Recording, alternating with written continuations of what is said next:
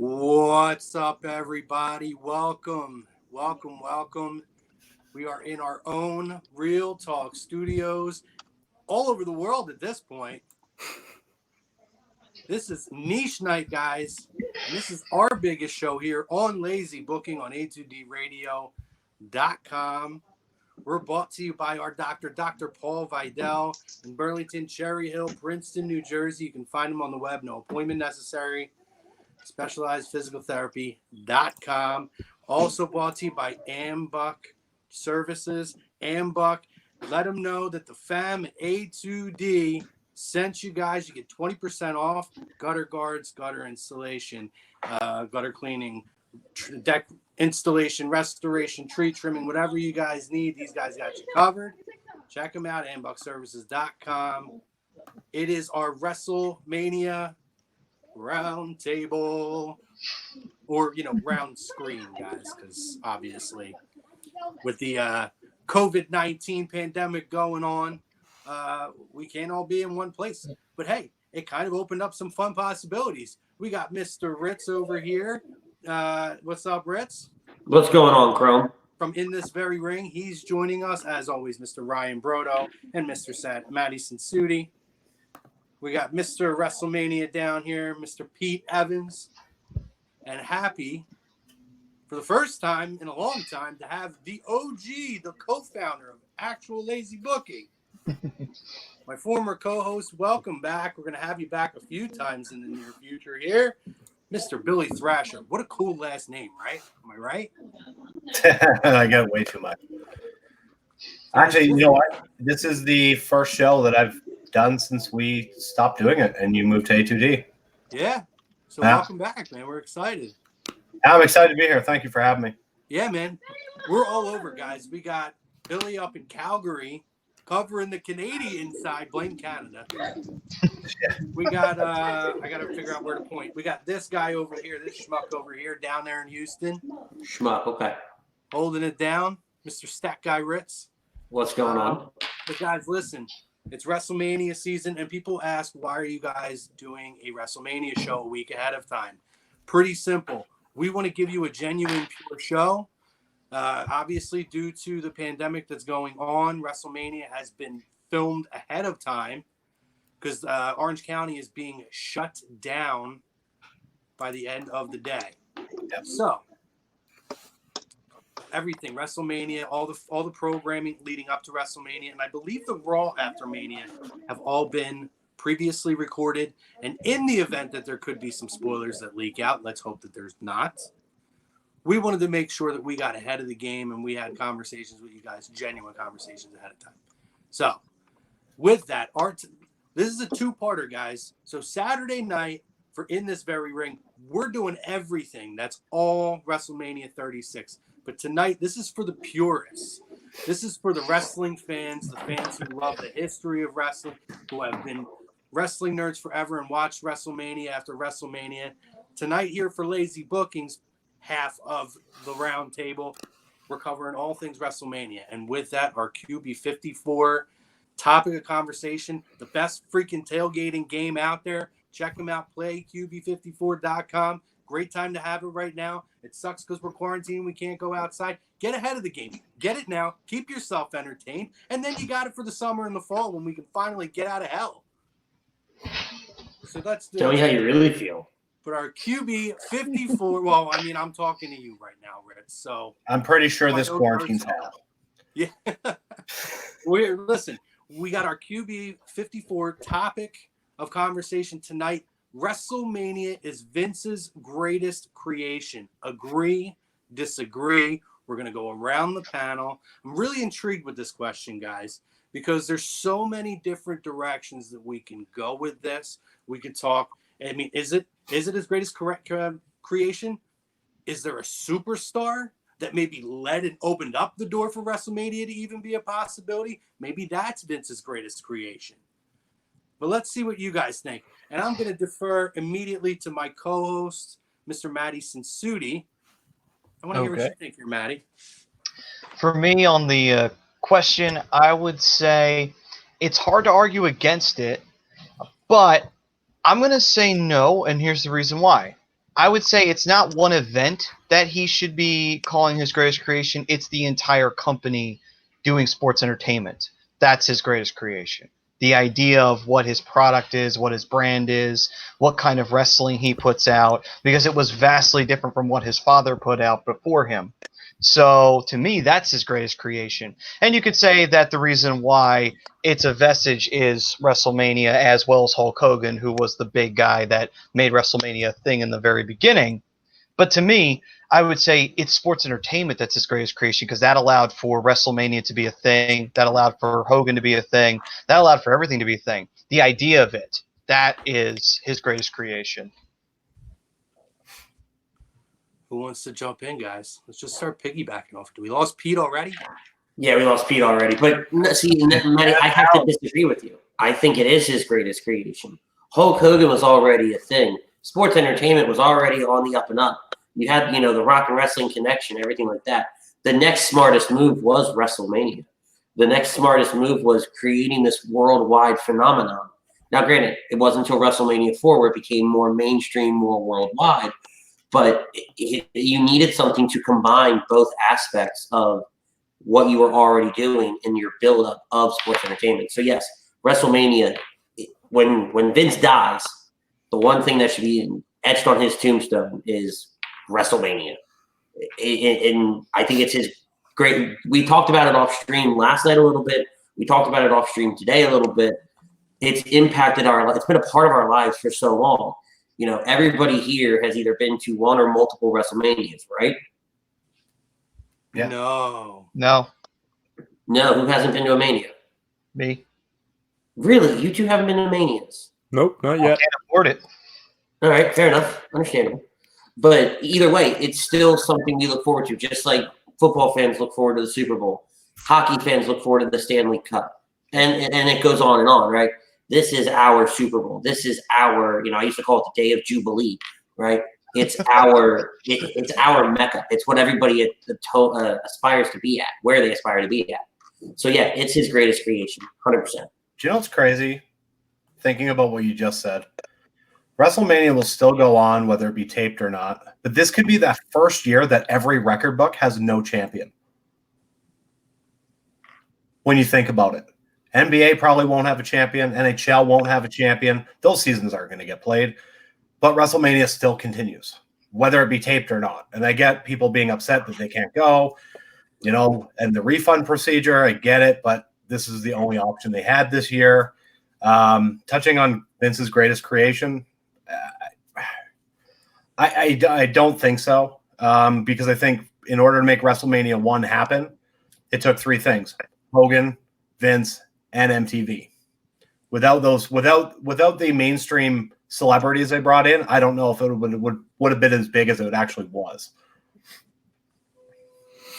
To me, I was going to try to make the argument that a particular superstar, The Undertaker, was his greatest creation. But then I thought a little bit further and thought, okay, well, why is The Undertaker? And there's many reasons for this. It's not the only reason, but the whole stage of WrestleMania is pretty much where the Undertaker is showcased the most, obviously. So you talk about the streak. Well, without WrestleMania, we wouldn't have a streak that was obviously going on for so long and followed for so long. You see one of the best of all time, some would argue the greatest of all time, and that is Shawn Michaels. What was his nickname? It's obviously Mr. WrestleMania. You talk about, you hear John Cena talk about it. You hear, a bunch of superstars now talk about it, WrestleMania moments. I can go on and on and on to where I do agree that, without those handful of factors, there would be no WrestleMania 1, 2, 3, 4, and following. But the way it has kind of stayed the same and evolved, kind of a mixture of both over time throughout so many years. Yeah. And then kind of not only been the birthplace of so many great moments and superstars, but have been the homes of their greatest moments, retirements, obviously debuts, first championships, so many moments. To me, it is absolutely his greatest creation. Pete, you want to chime in here, pal? Before I do? No? Okay. Where'd you go, Pete? Is the Undertaker there? The whole thing went out. I'm waiting for Kane's music to hit and like red lights pop up. He went to the boneyard match. There he is. What do you think, Pete?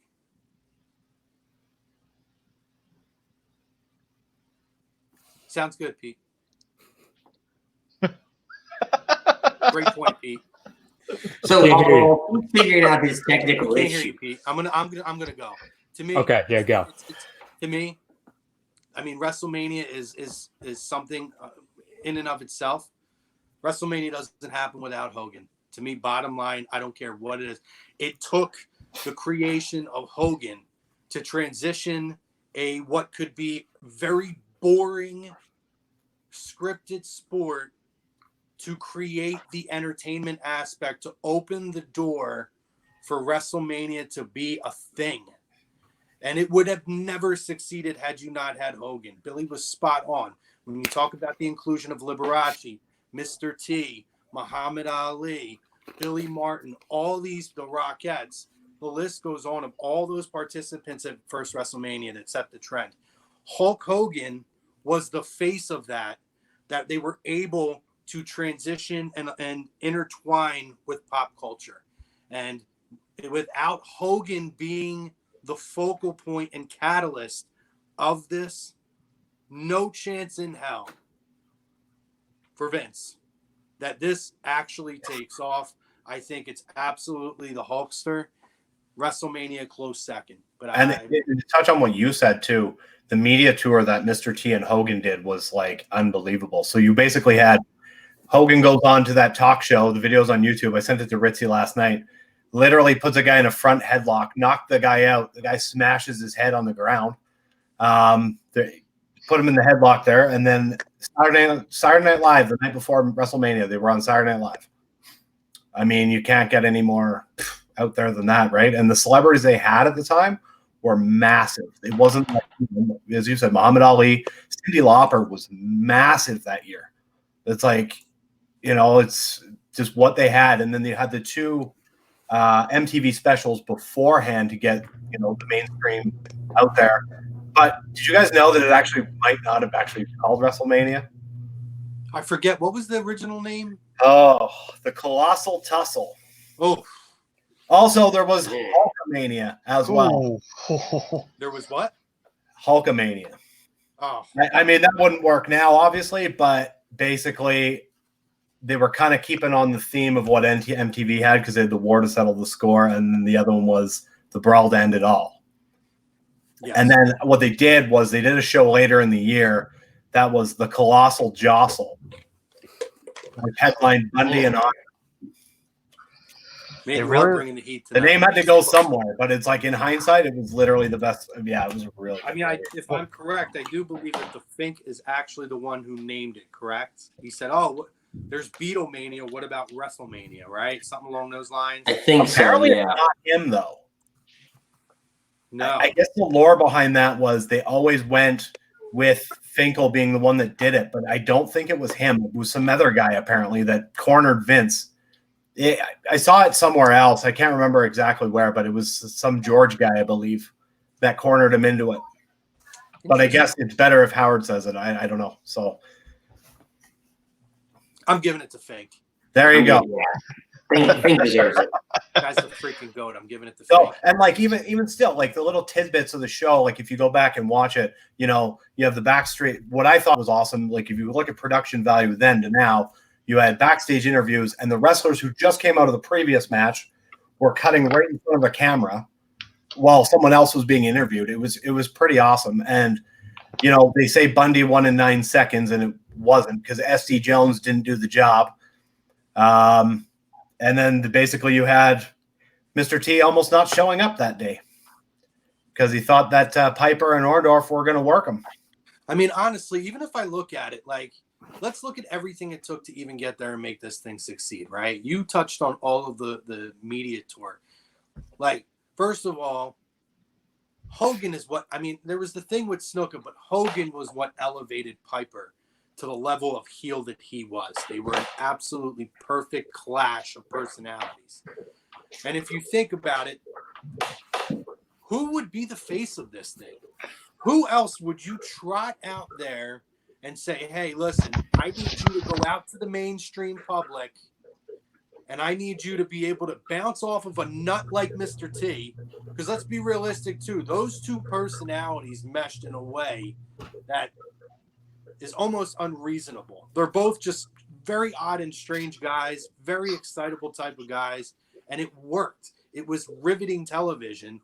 And then you think, who else are you going to trot out there on the team? Are we going to – I'm just going to say it. We're going to put Tito Santana out there and say, yo, Tito, arriba, go promote WrestleMania for us. Whatever. He was the first guy out. That's good. They had to get You know him out what's funny, though? I'll make you feel a little bit better. We'll continue this from years ago. It was the only Mania match he ever won. Oh, I'm well aware. Unless you count the dark match later on when he beat Papa Shango, but that wasn't even on TV, so no one knows about it. Doesn't count. I thought you two kissed and made up. What? No, not over Tito. Never. No, Never. he's saying me. He thought me and Tito did. Oh, yeah. I've softened on Tito. Often. I'm still very, very bitter that Tito accepted my challenge for WrestleMania 36, and because of the coronavirus, we weren't able to do it. It's documented, guys. Verbal Pete said his agreement mic's not on the working. air. Well, we don't know if we're going to get Pete back. We'll see if we get Pete back. He's having some issues with his mic. I'm assuming Brodo's trying to work for him with that. So, but obviously WrestleMania 1, you know, let's just kind of brush over WrestleMania 1 quickly here that we've kind of touched on. You there? Can you hear me? Yeah. Yeah! All wonderful points that you made earlier, by the way, Pete. Wonderful points. You couldn't hear what I was saying. Stop it. Stop No. being facetious. It was the best rant I've ever heard you go on. You should have heard all the curse words and inflammatory comments that were going on behind the scenes.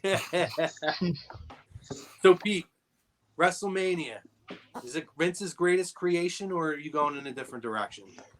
Not single-handedly greatest creation, so I have to disagree. Most important, yes. That's a fair point. So single-handedly, no, it is not, but it's definitely most important.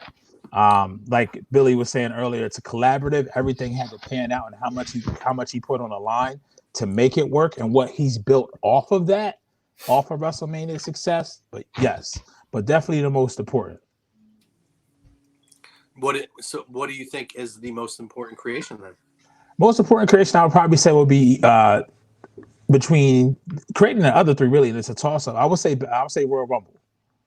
Yeah. Yeah, for me. He didn't create Rumble, though. But implement it how he did it. I'm going to get technical. No, I understand. But implementing it and adding the fact that leads to making it the road to WrestleMania, how we look at it now. Yeah. That was his most important and his greatest creation. Like adding in the title shot aspect. Yes. Something like that, yeah. Yeah. Well, it took us a while to get there. I just watched the true story of Royal Rumble. Not their greatest production, but it was okay. Obviously, it took a while to get there. This was more of like an all-star game fun thing beforehand. But obviously, I think the legacy for me from WrestleMania 1 would be obviously the Madison Square Garden aspect of it. Kind of putting it on that global scale, and again, it was the introduction into pop culture for me. To be honest, tough to watch and get through. Doesn't stand the test of time for me personally. It's one of the few that I really struggle if I try to go back. I don't think I've ever gotten through the whole thing in one sitting. But it has its mark, obviously, and it worked in its time. Anybody else have anything from one that they want to highlight? One thing I took away is, how different the ring bell and the whole ring announcer thing is there? Oh, it's great. Yeah, I mean, were you the one who said like back then you could like watch the or was it 2 where you could see like the guys walking in front of the camera shots and stuff? It was one. If you go back on the network and see it, like you can see the parts where they'll do like a backstage interview and you'll see the guy like, how in the arenas they have to cut out to the boards. You can see one guy coming in and they just left the arena. It's It's actually amusing to watch it when you go back and look at it. It is pretty good. It's still in there, I hope. But yeah, it was. I remember noticing that when I watched it. I was like, "Yep, that's." It is They'll be one- saying, like, for example, they interview like Bundy and whoever's in the ring before, like Greg the Hammer. You see him walking right behind, or one guy I think at one point cut right in front of the camera. It was pretty great. Yeah, see, I mean, that is one kind of like a throwback, as if you go back. It's almost like when you go on the network, if you ever go back and watch like the exclusives, like you could go to like the Spectrum and they'll have a house show from the Spectrum on there, or stuff like MSG house shows and stuff. It's very nostalgic to go back and watch those kinds of productions. Obviously, clearly different than from what we watch now, but it's fun if you're a historian and you're into that and kind of seeing the evolution. You know, now 36 years later, whatever it is, 35 years later, it's fun to watch. Yeah. WrestleMania 2, guys, emanates from 3 different venues. We have 3 different cities: Chicago, LA, and New York. Interesting when they talk about how it was done. But I would hate if I was a fan that went to this, by the way. You get like your hour of it, but then you got to watch it on some shitty big screen. I'd be fine if I was in the middle of it. Yeah, if you were Chicago. I guess Even Not though- be so bad. If you're in LA, that's 2 hours, and then the screen goes up, and here comes the event, right? yeah, you're still getting Hogan and Bundy, though. Yeah. But you know what the main event was going to be? What's that? Hogan Snuka. Really? I don't know this story. Glad that didn't happen. So apparently it was going to be Hogan Snuka, what they wanted, and Hogan refused because he was like, I don't want to fight this crazy guy or whatever. And I mean, case in point, then they went with Bundy. You needed the villain anyways, and Bundy was a perfect villain at that time. Yeah. Oh, yeah. A couple comments over here, guys, before we move on. I might have missed a couple, by the way, bro. I popped in the chat pretty late. But Okay. Get some love from Jared Allen Baird. Says Crow is the man. You know it. Is that your burner? Is that your burner account?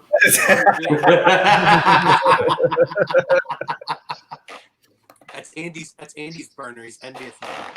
Oh yeah. Uh-huh. Heavy Throttle Phil. Ryan, what up from Philly? What's up, Phil? Appreciate you chiming in.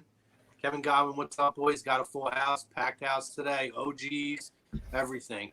Jake Field says, what's up, my guys? How do you feel about WrestleMania being filmed ahead of time? I mean, we're going to talk about it. Anybody want to just kind of touch on that right now? I'm fine with it. Yeah, like Billy was saying earlier, it's going to be one of those things that goes down that still had its yearly annual result. Like WrestleMania is still going to take place and still going to be in the record books when all other sports are really on pause with the rest of society and the essence that we know it before the coronavirus hit. So I'm completely fine with it, barring the fact that none of the results get leaked out. Hence why we're doing this show a week early. In fairness, though, if it's not filmed ahead of time, we're not getting it because they shut the city down. Yeah. So they did what they had to do. Frank Vespi, hey, yo, sorry to bother you at work. To answer the poll, I agree. Had it flopped. No 80s wrestling boom, no attitude era, and everything else. Maybe lazy booking would have been focused on an entire different promotion. Fair enough. Fair enough. Fair enough. So I know we were talking about WrestleMania 2. Did you guys know that this was the only one that was done on a Monday? No. On Monday? Really? Yep. Andy wasn't even swimming around in his dad's sack at this point. Andy was No. way out. No. You still had another 5 years before I even showed up. Maddie, too. Maddie wasn't anywhere to be seen. Neither was Chrome. Or Brodo. Bro, I was born 10 days before the first WrestleMania, dickhead. Wow. Was he really? I can drop facts to you boys all day. 1985. It's great. WrestleMania 1 was March 31st, 1985. Thanks, fella. Do your homework. What's that? Telling this schmuck over here to do his homework. Where is he at? Over here. There, here. He knows I said Brodo, right? Not Chrome. Oh, I heard you say Chrome. I thought come at me. Yeah, but Ryan pays attention to things. He'll Chrome for a reason. Oh, yeah, I just assume that he's coming at me. Anyone Where's else's the thoughts GIF? on being Where's filmed the though? GIF, Ryan? Oh yes. I get it, everybody. Oh, that's gonna be a thing. I love it. Hate my That's gonna be a Wow. thing I love. Well done, Ryan. Way to have that ready up. I'm always prepared. I'm always ready for anything. I'm ready. the glitter bomb coming to your house. I got another tip for you guys. So Heenan going into WrestleMania 2 had 2 fractured vertebrae. I don't know if anyone's ever heard this story. Went into a hospital. They basically told him if he didn't show up to WrestleMania 2, he was fired. Got onto a plane, did bumps off the cage, went back to Tampa, and had surgery done. Wow. He checked himself out of a Tampa hospital, flew to LA, took these bumps, and went back and checked himself in. Unreal. Sounds very, very of the times, huh, Maddie? Yeah. I mean, a promoter threatening to fire you if you don't show up to the big event. That sounds commonplace. Also, only cage match in WrestleMania history. If you don't count Hell in a Cell. That's not. It's a different match, though. Like legitimately standard old school cage match. That's the only one. And listen, I miss the blue cage. Me too. I love I that. wish they would bring it back. I don't like wish they would them. bring it back for like an old school Raw, which they don't even do the old school Raws anymore. I miss it. So then one other thing in the boxing match, they had to tape up Piper's hands. Yeah, I think I heard Because about he that. used to box, and him and T still had heat from the year before, Yeah. and they thought he was going to dummy him, so they had to like tape up his hands so he didn't murder Mr. T. I've actually heard that story before. Yeah. I know they had legit heat going on. Kevin over on the stream says, I agree to the poll. Did I miss his first comment, Proto? No. No, he has another one right after this. As the most casual WWE fan you can be, I catch maybe 3 to 5 episodes a year, but I make it a point to watch every WrestleMania. Always have and always will. Spot on, Kevin. And I would have to, and he says, not sure if this was asked or mentioned. What are your guys' favorite Mania moments and matches? We will talk about that later in the show. Yeah. And I'm sure as we go through, we're probably gonna highlight what some of our favorite moments and stuff are. In terms of what he said, I don't know if anybody here has ever done a hiatus. I know when I was in my early 20s, I took a hiatus basically after WrestleMania 18 through close to 21, I think is when I started getting back into it. But I always watched Mania and I always watched Rumble. It's just like one of those things you didn't have to watch it all year round to be able to still enjoy it. You know what I mean? Is there anybody who's ever really gone through that? No, I've been watching consistently since essentially WrestleMania 15. The only one I ever missed was, not counting one because I was 5, was probably Arizona 26. Okay. You didn't watch that one? No. Really? I know. I did watch the replay of it eventually, but I never did watch it live. Every other one, like back in the day, like when WrestleMania 2 came out, I'd go to the, rent the VHS tape, and I thought it was live. I don't know any better. I'm like 6, 7 years old, right? Same with like WrestleMania 3. I could have watched it 8 months after it happened. I didn't know. I just thought it was, going on when I rented it. Yeah, I feel like my introduction to wrestling when I was a kid was a VHS rented from West Coast Video. All you real old school throwback guys. Getting a little West Coast Video. the little thumb hook. Oh my god! And I think it was WrestleMania 4. I think was the first Mania that and same thing, Billy. It's like you don't know the freaking difference if it's live or not. You're just stoked to watch it. Yeah, that was probably my first big WrestleMania. I remember watching. Yeah, for me, my introduction was, and I think I've told you this before, Chrome, but was the old WrestleMania anthology DVD sets that came. Ooh. I think it was like from 95 to 99. That's somewhere in my house, actually. Same. I'm looking. I think it's right over here in this cabinet right here. Yeah. And I remember the first one I saw was from 2000 to 2004. My dad and I watched those. And then right afterwards, we got the 95 to 99. So we kind of went backwards and we compared them. And then right from there, that's when I started watching, every week pretty consistently around 2006. That's when I really started watching consistently. Brodo, you missed it last night, and Matt, you guys missed it last night. We were talking about that, and it got brought up. And I think I go back to when Orndorff turned on Hogan. Yeah. That's Okay. That's some stuff. That's my first memory. And then you had all so it's like I remember a lot of this stuff, but I was at a house show in Philly right before WrestleMania. Mataraki took me. Oh, boy. actually, it's funny too. Do you guys remember the big event? Yes. Yeah. 87. So that was done in Toronto, the old stadium where the Blue Jays played out of. So I vaguely remember I may have been there. If I wasn't, I was on my uncle's boat across the street. So in the opening shot, when they're flying around the top, like in the air in the helicopter, you can literally see my uncle's boat. Really? It's just Wow. little things that we were talking about last night that just kind of brought it up. And I was like, I remember this event because there was a ton of people. Like there was a lot, and this was before WrestleMania. So I assumed that going in, it was just going to be Hogan Orndorff one-on-one and then match, right? Yeah. I believe big event was it before or after? I can't remember. 86. Well, if you're referring to WrestleMania 1, the big event happened in 87. WrestleMania 1 was 85, right? Okay. Never mind then. I'm getting screwed up on timeline. So, I mean, for me, my sister got me into it when she was babysitting me. She used to watch Saturday. We used to watch it Saturday mornings, and she was into it. Obviously, she was looking at it for a different reason than I was. She was into the guys at that time.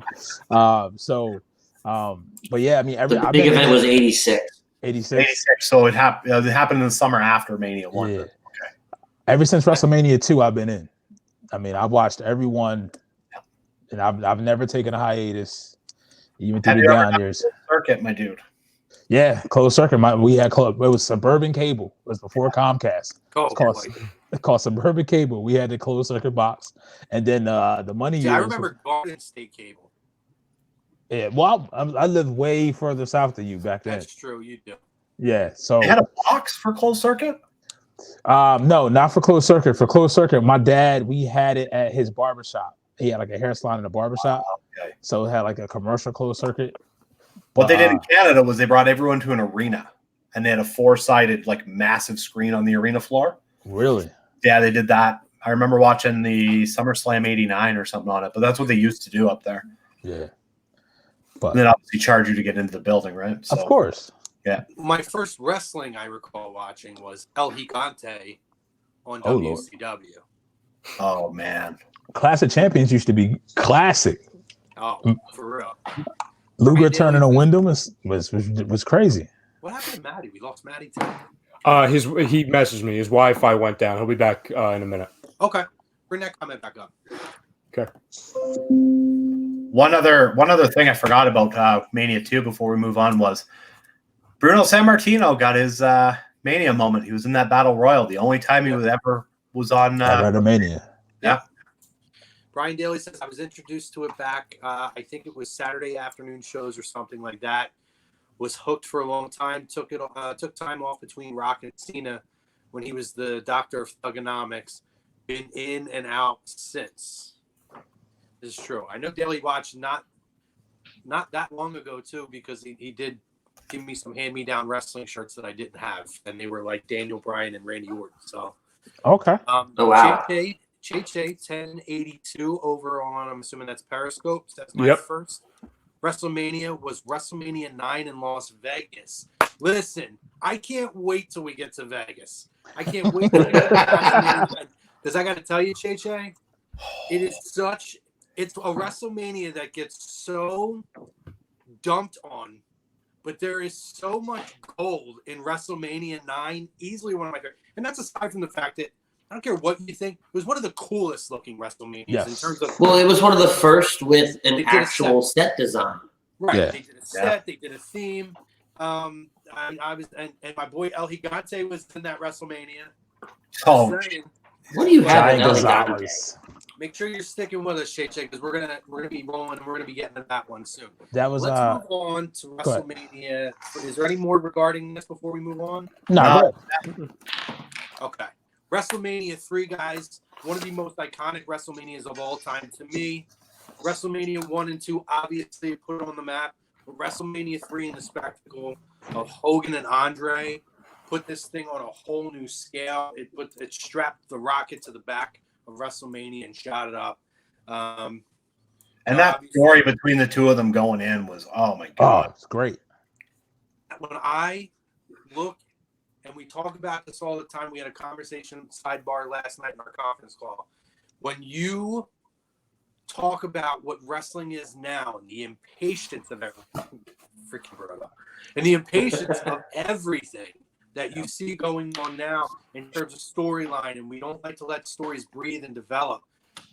When I go back and I look at how Hogan and Andre and the slow burn and build, and you talk about back in the day going back to, you know, their relationship early when Hogan first won the title and Andre was there for the celebration with him. You know, you go back and you look at all of this stuff, you talk about the perfect build to the perfect event. Mm-hmm. There's been a lot of stuff that, you know, they try to do things with like Cena and Rock and different things over the years. This, to me, in terms of the most perfectly built main events from start to finish, nothing will ever top Hogan Andre WrestleMania 3. Do you remember even going into that, just like everything about it? Like, as you said, the whole build to it was just like before, you know, because it's not the same now, right? Like, you know, they're all friends and stuff. You legitimately thought that Andre wanted to kill him. Yep. And, you know, even that press conference, they still have it on online. Like, you sit there, Hogan's just shaking and Andre's just sitting there like just really cool, calm, collected, all that. And it was just like, oh my God. Adding Heenan to that too was unbelievable. Well, I know Pete's going to touch on this, but what I want to add to you real quick before you do, because I know, Pete, you were talking about that press or that you've talked about that Andre Heenan showing up thing before. I want you to get in on that. But this is what I actually loved about the empty arena with Goldberg and Roman. It gave me that throwback, and instantly when I watched that segment, I thought of when Hogan and Andre sat at a conference table and did a contract signing there, not in front of a crowd. It was just focused on those two guys. Bobby Heenan was obviously there, and Jack Tunney. And I miss Jack Tunney, just saying. Some of the stuff when you go back and watch him when he's on there, I mean, if you were around that time, it is very nostalgic when you hear Jack Tunney, remember him being implemented into things. But I'm telling you, man, I loved the Goldberg Roman press conference, and I'm clearly was a detractor for this program, but that alone gave me something, a piece of nostalgia that I expect at WrestleMania time. I love the Hogan Andre press conference. Yeah, just the whole lead into that when we're looking at Piper's Pit and the subtleness of it on two different fronts. When you look at the Andre Hogan program, and then when you look at, obviously we can't help but mention Steve Savage. Every match, even on the tag titles, I forget what the tag title match was. They were like 3-4 months going in. But if you look at WrestleMania alone, even for Vince, WrestleMania 1 and 2 always had kind of like a gimmick to it. It was like wrestling part of it was secondary. This is almost like now WrestleMania 3, he realized what he had and that the wrestlers themselves were some of the main attractions. So we'll take it from a closed circuit and we'll still kind of have it there. But let's go ahead and really see how we can do at the draw with a gate and to get 93,000 people in that time. This is 1986, if I'm not mistaken, correct? 87. 87. To get that in 1987 at that time, the 93,000 people, that's really unheard of. But the Piper's Pit with Andre, he just doesn't even say anything. Like, what are you doing with him? Why are you with this guy? Why are you with this scumbag? We don't roll with guys like that. And then you snatch, and he didn't mean to snatch the crucifix. He just meant to rip the shirt. But the combination of ripping the shirt, ripping the chain, and his nail actually making Hogan bleed, and then Hogan selling it like that. We all heard the stories behind the scenes. Hogan did not know how that match was going to go in the ring. Yeah. See, I don't think it's semantics, but I don't think it was a nail that cut Hogan's chest. I think it was the actual cross that dug into it. That's even better. I know. Yeah.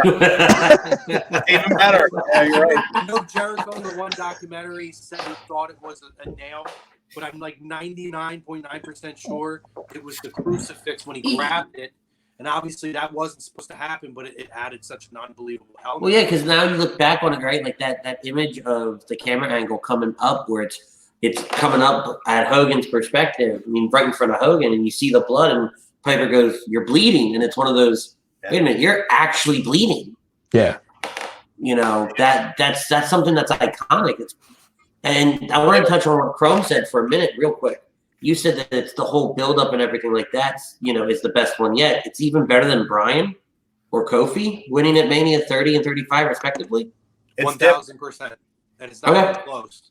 It wasn't me trying to argue. I was just trying to give perspective on that. Bryan may be close for me. But that stuff wasn't built, guys. That wasn't a program that was mapped out and built over a year. Well, that's true, too. That was something that, and that's why, to Billy's point, and maybe it's the same point he's going to make, it's a totally different thing. It's one thing for something to take a life of itself 2 months before and go, as opposed to, we're going to plan this out, and we're going to make this the biggest event yet, maybe ever, because it has stood the test of time. Yeah. We're going to make this one of the biggest things that ever happens, and we're going to build it over a year.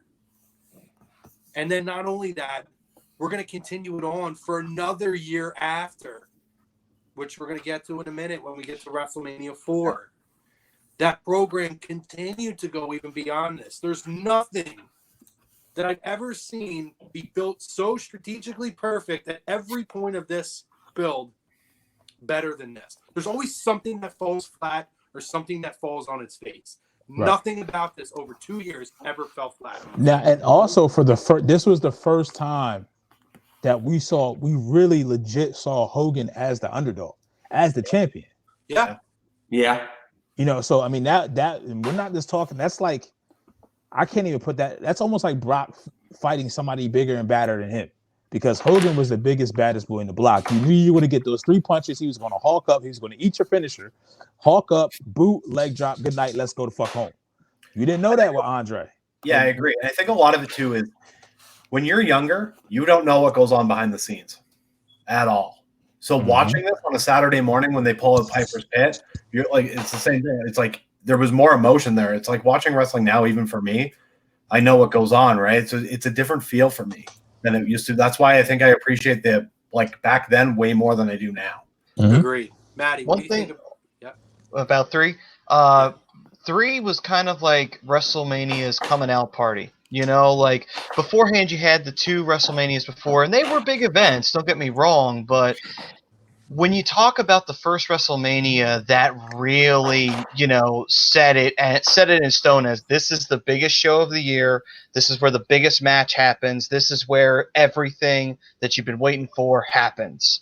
It was WrestleMania 3 because it was that moment where the biggest match at that time they had at WrestleMania 3, Andre versus Hogan. There was no bigger match to be had at that time. It was the biggest babyface at that time facing off with the biggest heel at that time, and they converged at the perfect moment in the perfect stadium too, as a matter of fact, in the Pontiac Silverdome, because that's just a classic image. I mean, how many images do you have of that where they took a shot of the crowd and just how massive the stadium was? It's just, that's a pretty impressive feat to accomplish for an event that's only 3 years old. That's unbelievable. And they first used the carts to the ring that year. Yes. And then if you watch Andre come into the ring, all the fans are throwing garbage. Yep. It was awesome. Like going into that, the fans were mad. It was really good. Like it was the first one where you had the ring elevated on the off the floor. Yeah, they had to raise it 1.5 feet off the floor and move the floor seats back 40 feet. Well, I'm really thankful that Andre actually did the match because everyone knows about his back and all that stuff. Because if that didn't go down, we were getting a Hogan Orndorff, right? Oh, really? And then there was just a lot of.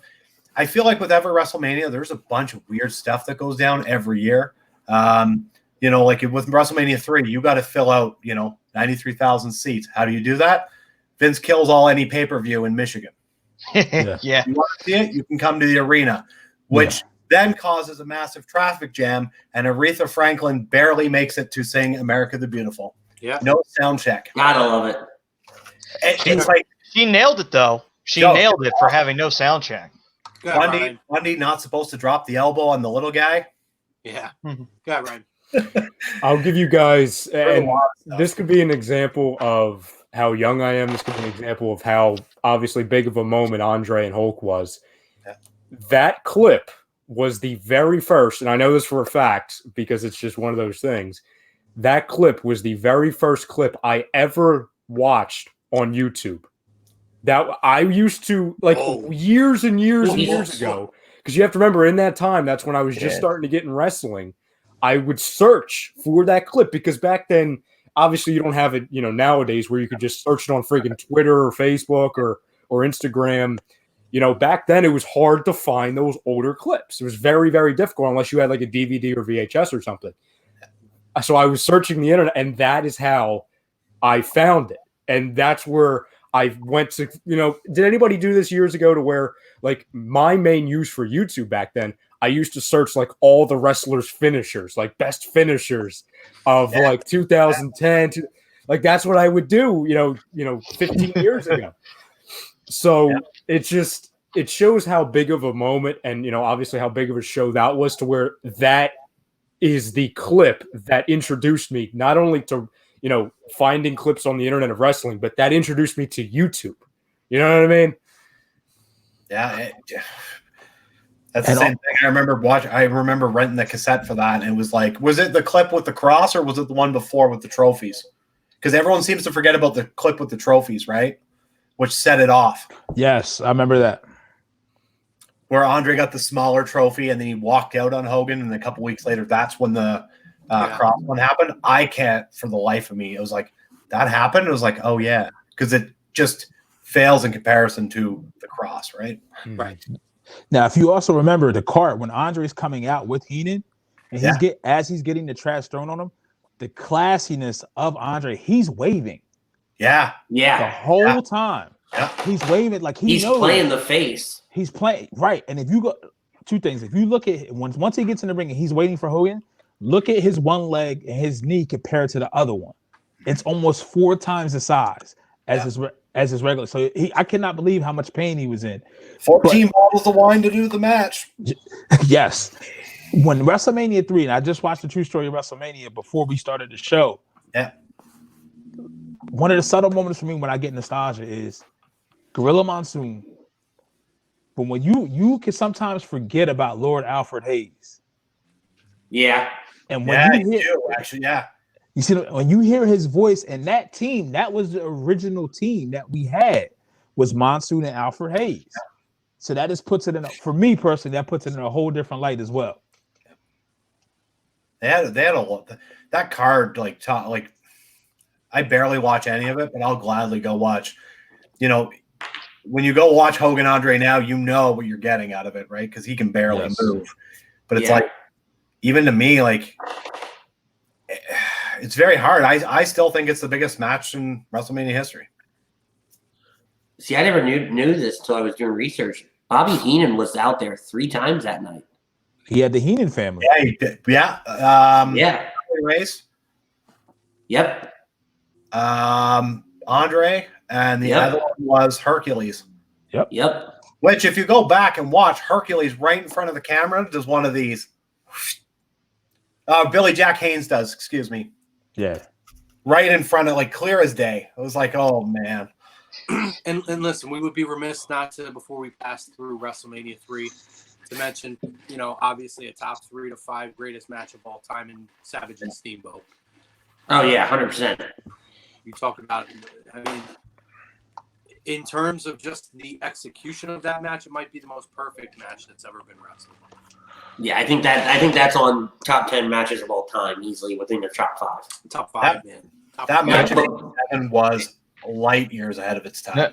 Another thing you can point out too is, again, 3 being like that was the measuring stick for world championship matches between Andre and Hogan at WrestleMania. That was the measuring stick for intercontinental title matches at WrestleMania after that as well. So, which is impressive. You had 2 matches and they both set the bar for future championship matches going forward. If I'm not mistaken too, I think that match set the bar with false finishes too, because you never really saw them before that. You talking about Steamboat Savage match? Savage actually wrote out, I guess, the match and then faxed it over to Steamboat, which pissed Steamboat off. But that's what they went over it like, I've actually heard that before. Yeah, but that just shows you how perfect Randy Savage wanted everything to be. Well, I mean, listen, if you watch Dark Side of the Ring, and especially when you see the episode of The Match Made in Heaven, and even go back and watch the WWE documentary that they released of him. Everybody talks about how meticulous he was for everything. He was an apt, like, if there is a such thing as the definition of a perfectionist, his picture's under it in the dictionary. I mean, Savage was just that guy. He was overly, it was like neurotic how crazy perfectionist he was. And listen, look how good of a feud he ended up having even before that with like a guy like George the Animal Steele. Yeah. Like George Steele only did like, certain things, but they made it work where it was like awesome. See, until I was watching True Story today, I totally forgot George was even there. Yeah, you do. It's like I naturally you think Elizabeth's going to be there because it's Savage, right? But you forget that George the Animal Steele is a part of that, and he's part of the shot of holding Steamboat as they, take the cart back to the backstage area.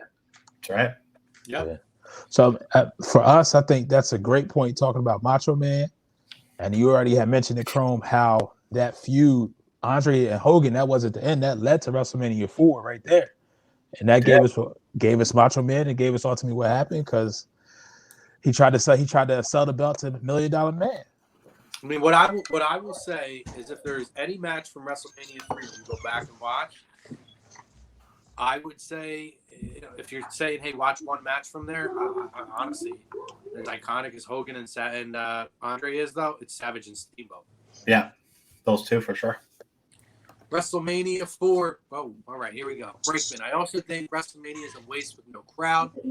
Biggest waste of time to have this card in an empty arena. Is he feeling okay today?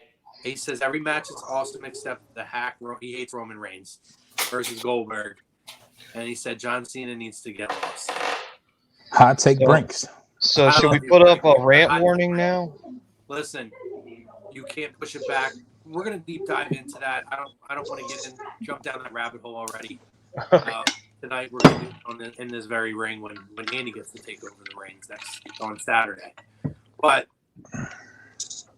this is the only way this was happening. Absolutely. We've talked about it on all shows. Billy mentioned it earlier. I don't think you're having an NBA or an NHL rest of the season. No. At this point. You're pushing the limits. He says, Pete is not Mr. WrestleMania. Make him change it. Get him, Pete! You come make me change it. If you want some, come get some. Yeah, I mean, it is what it is, guys. This was what we were going to get. You can't push it back. Tell your friends to stay the fuck home, Brakeman. I'm sure you probably have better idiots than going out there. Tell your friends to stay home and take this shit seriously. If we can do it for 3 weeks, maybe we'll get back to normal in 2 months. Yeah. Instead of worrying about empty arena crowds, we should be worried about telling your friends to stay the fuck home. I don't know if he is or not. It's not necessarily bad. I'm using him, but that's a shot at everybody else who tell your fucking friends to stay home so we can all have people in crowds again. David Rotzko, what's up, Ryan and Andy and Matt and Peter and Mike and the OG? He got everybody. Nice. Got everybody. That is impressive. Christopher, I'm going to say Lesnar? Maybe it's Lesnar. I don't know. Says, I wish Goldust would make a comeback. He did, kind of. He's an AEW. I mean, he hasn't gone away. Frank says, also, which one do you consider to be the worst? People are split between 9 and 11. I'm in the 9 was worse crowd. Fuck you, Frank. WrestleMania 9. I love you, Frank. Frank made the graphic. Well, I think WrestleMania 9 gets a bad rap because it was the first one in an open environment, right? So if you go back and you watch the True Story, Vince is actually telling Shawn, he goes, if it sounds like they're not into it, it's because all the sound's going up to the heavens. Right. Just keep doing what you're doing. Yep. You know, so I think that's why 9 gets a bad rap. I mean, I like that was 9. also complete garbage, but I mean, you know, It wasn't much built in for 9 either. Though. It wasn't a lead up. I'll recognize my worst when we get to it, but I'm going to say that I don't think that 9 is the worst. Che 1082 chimes back in. She says, I watched the Andre documentary, and it was crazy how much pain he was in and sad how he had to travel. Yeah. It's heartbreaking to watch that. Yeah, that's a tough watch. You know, I mentioned this before, but for anyone who hasn't heard the story before, you know, when that documentary originally aired on HBO, I went to an autograph signing right after, and Tim White is always at the signings. He's basically the handler for the talent. So I always talk to him when I see him. So, you know, Tim was obviously very prominent in that documentary as he was basically Andre's right-hand man. You know, he did everything for Andre. And I could tell you, you know, going up to him and saying, you know, hey, Tim, I just wanted to say, you know, I watched the Andre documentary. I want to tell you how much I appreciated it. And I thought it was, like, really well done. It told a great story. He starts crying. Yeah. In front of me. And he just said, thank you so much. He said, you know, a lot of people don't understand what the guy went through. But he said, you know, what I loved most about it is that people got to see who my friend was. Not just the Giant, but learn about my friend and who he really was. But like, even with his job now, how many people actually talk to him about Andre? You know, probably a lot. You think so? At this point, I think more than we realize. Probably after that documentary. You know, for people like us who follow closely, I'm sure a lot of us already, you know, we knew that Tim White was the right-hand man. However, if you're just a casual fan, you don't even know who Tim White is. And most people remember he's a referee. Yeah. Now with that documentary, though, he may not even be recognized as a referee, but he'll be recognized as the guy who was with Andre. Yeah. Edie Zahari says, what is the most and least watchable WrestleMania match this year? He says most is Edge and Randy. Least is Elias Corbin or Goldberg and Reigns. I'll answer it real quick. You guys could save it. Oh, it's okay, Croach. I love you too, Frank.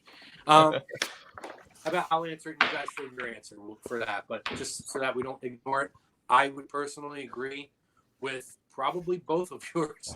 I mean, for me, easily, it's going to be Orton and Edge. I expect that to be very high level. And I'm not going to say Roman and Goldberg. I think it's going to have its niche. For me, though, I would have to say definitely Elias and Corbin. I don't know why this is on the card. I'm kind of confused. That or the women's SmackDown title. That's a good one. That's a good one. You know, unless it's Lacey who comes out on top, I have no vested interest in it. Better be Lacey. I think it's going to be Sasha. Probably. Yeah. That or somehow they cost each other, and then they don't need a title to feud. They really don't. They don't need a title. I'll just throw this out there. That by part 2, obviously on Saturday, the friggin' Boneyard match might make my list. You don't know what it is. Exactly. Yeah, I'm actually glad that we're doing a part 2 so we can try to figure out what this is. Although I'm afraid to try to look it up, that I might come across a spoiler. Exactly. That's why I haven't looked. I'm a little hesitant on it, but let's move on to WrestleMania 4. This is Pete's first WrestleMania he attended. Yep. In Atlantic City with our president. Yes, sir. And WWE Hall of Famer. Yeah. Oh, my God. I forgot about that part. President of the United States.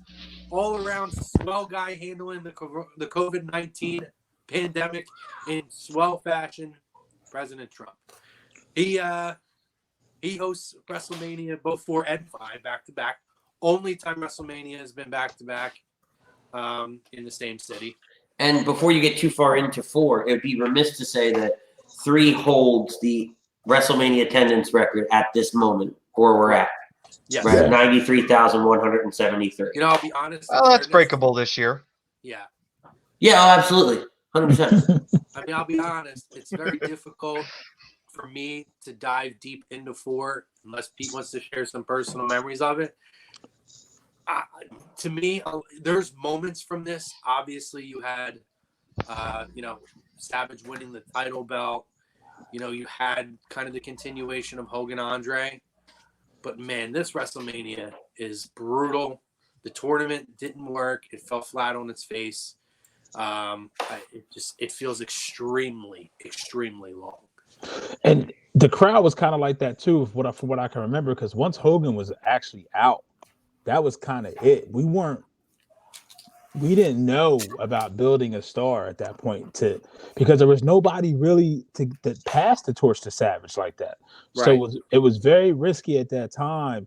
In hindsight, we look at it and it still doesn't kind of play off well. I mean, you really can just watch the matches that Hogan were in and the matches that Savage were in. Everything else in the tournament was kind of just the afterthought at that point. You know what I mean? Look at who Savage goes through to get there.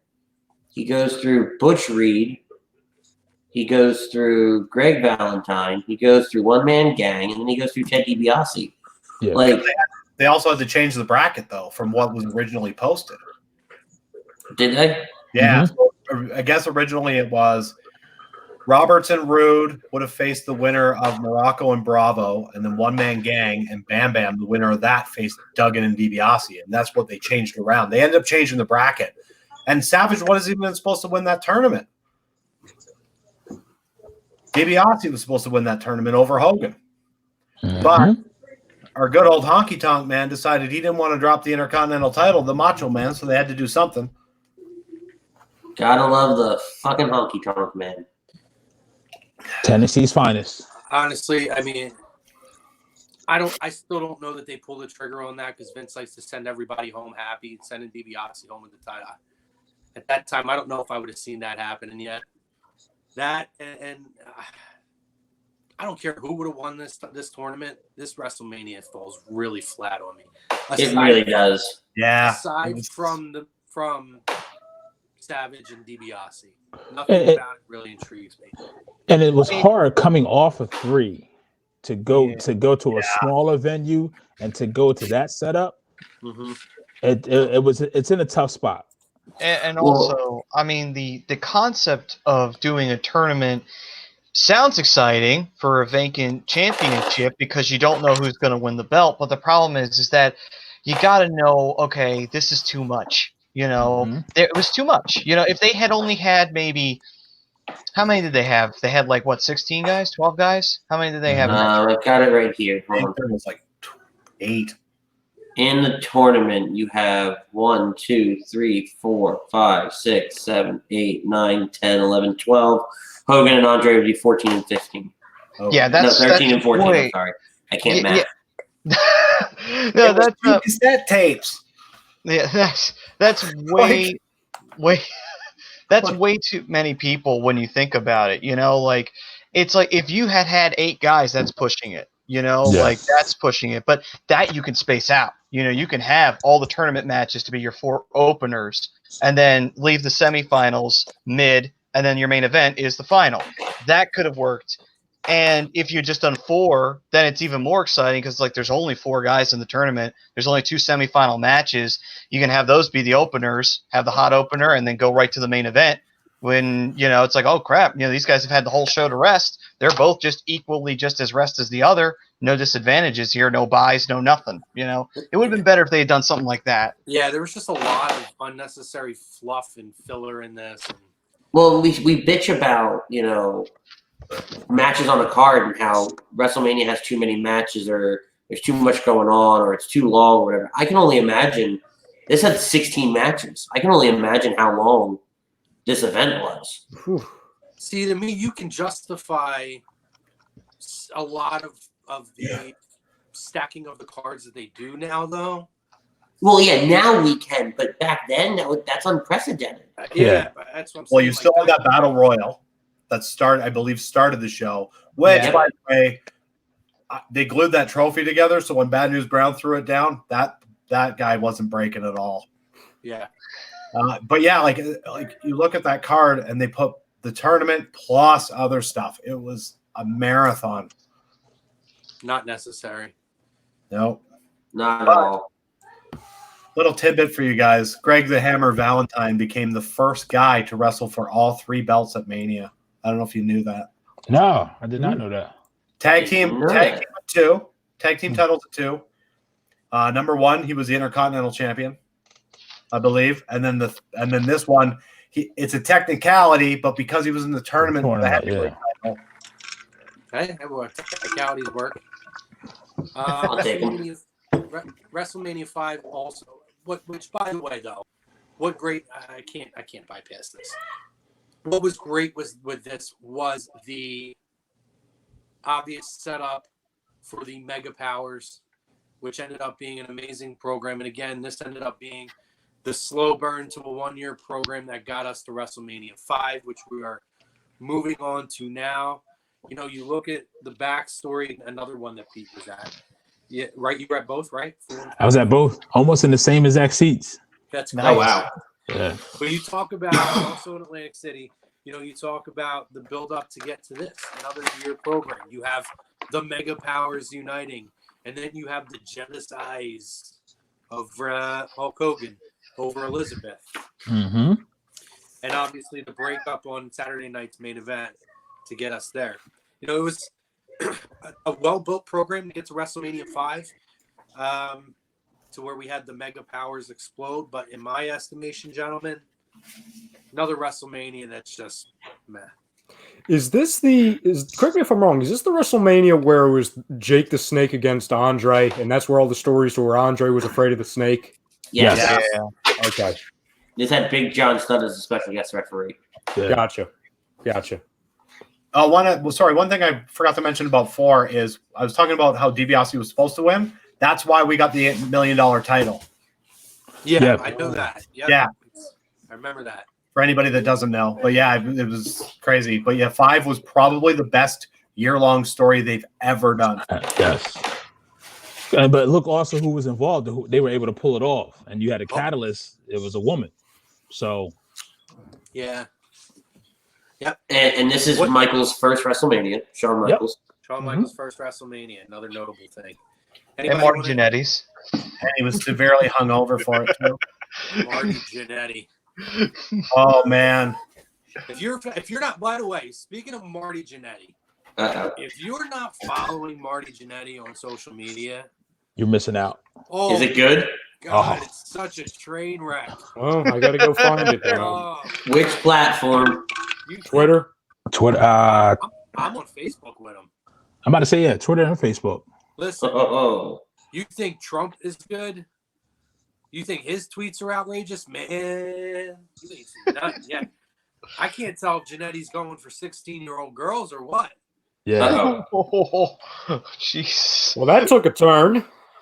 All right. Stuff. Weird. Been a long time. He ruins so much stuff for himself. Like Oh yeah. Man. All right, Andy, you okay? Yeah, I'm good. You okay? Oh. I'm good. Just make sure. Fine. Also, wasn't WrestleMania 5? This was Owen's. This was Owen Hart's first WrestleMania as the Blue Blazer. He faced off. Yeah. Yeah. It's true. I forgot about that. Who did he fight? Who was it? Perfect. Perfect. Yeah, perfect. He wrestled. Yeah. Don't do that on the show, Andy. We're not savages, please. Yeah. No. So- Wait till Saturday. Wait till Saturday. Why? I have control of the stream on Saturday. What are you He's talking producing about? Saturday. I'm Not gonna be in the same you. spot. Oh, okay. Here's a fact for Chrome. Yeah. So you know how we have this whole Tito thing, right? Yes.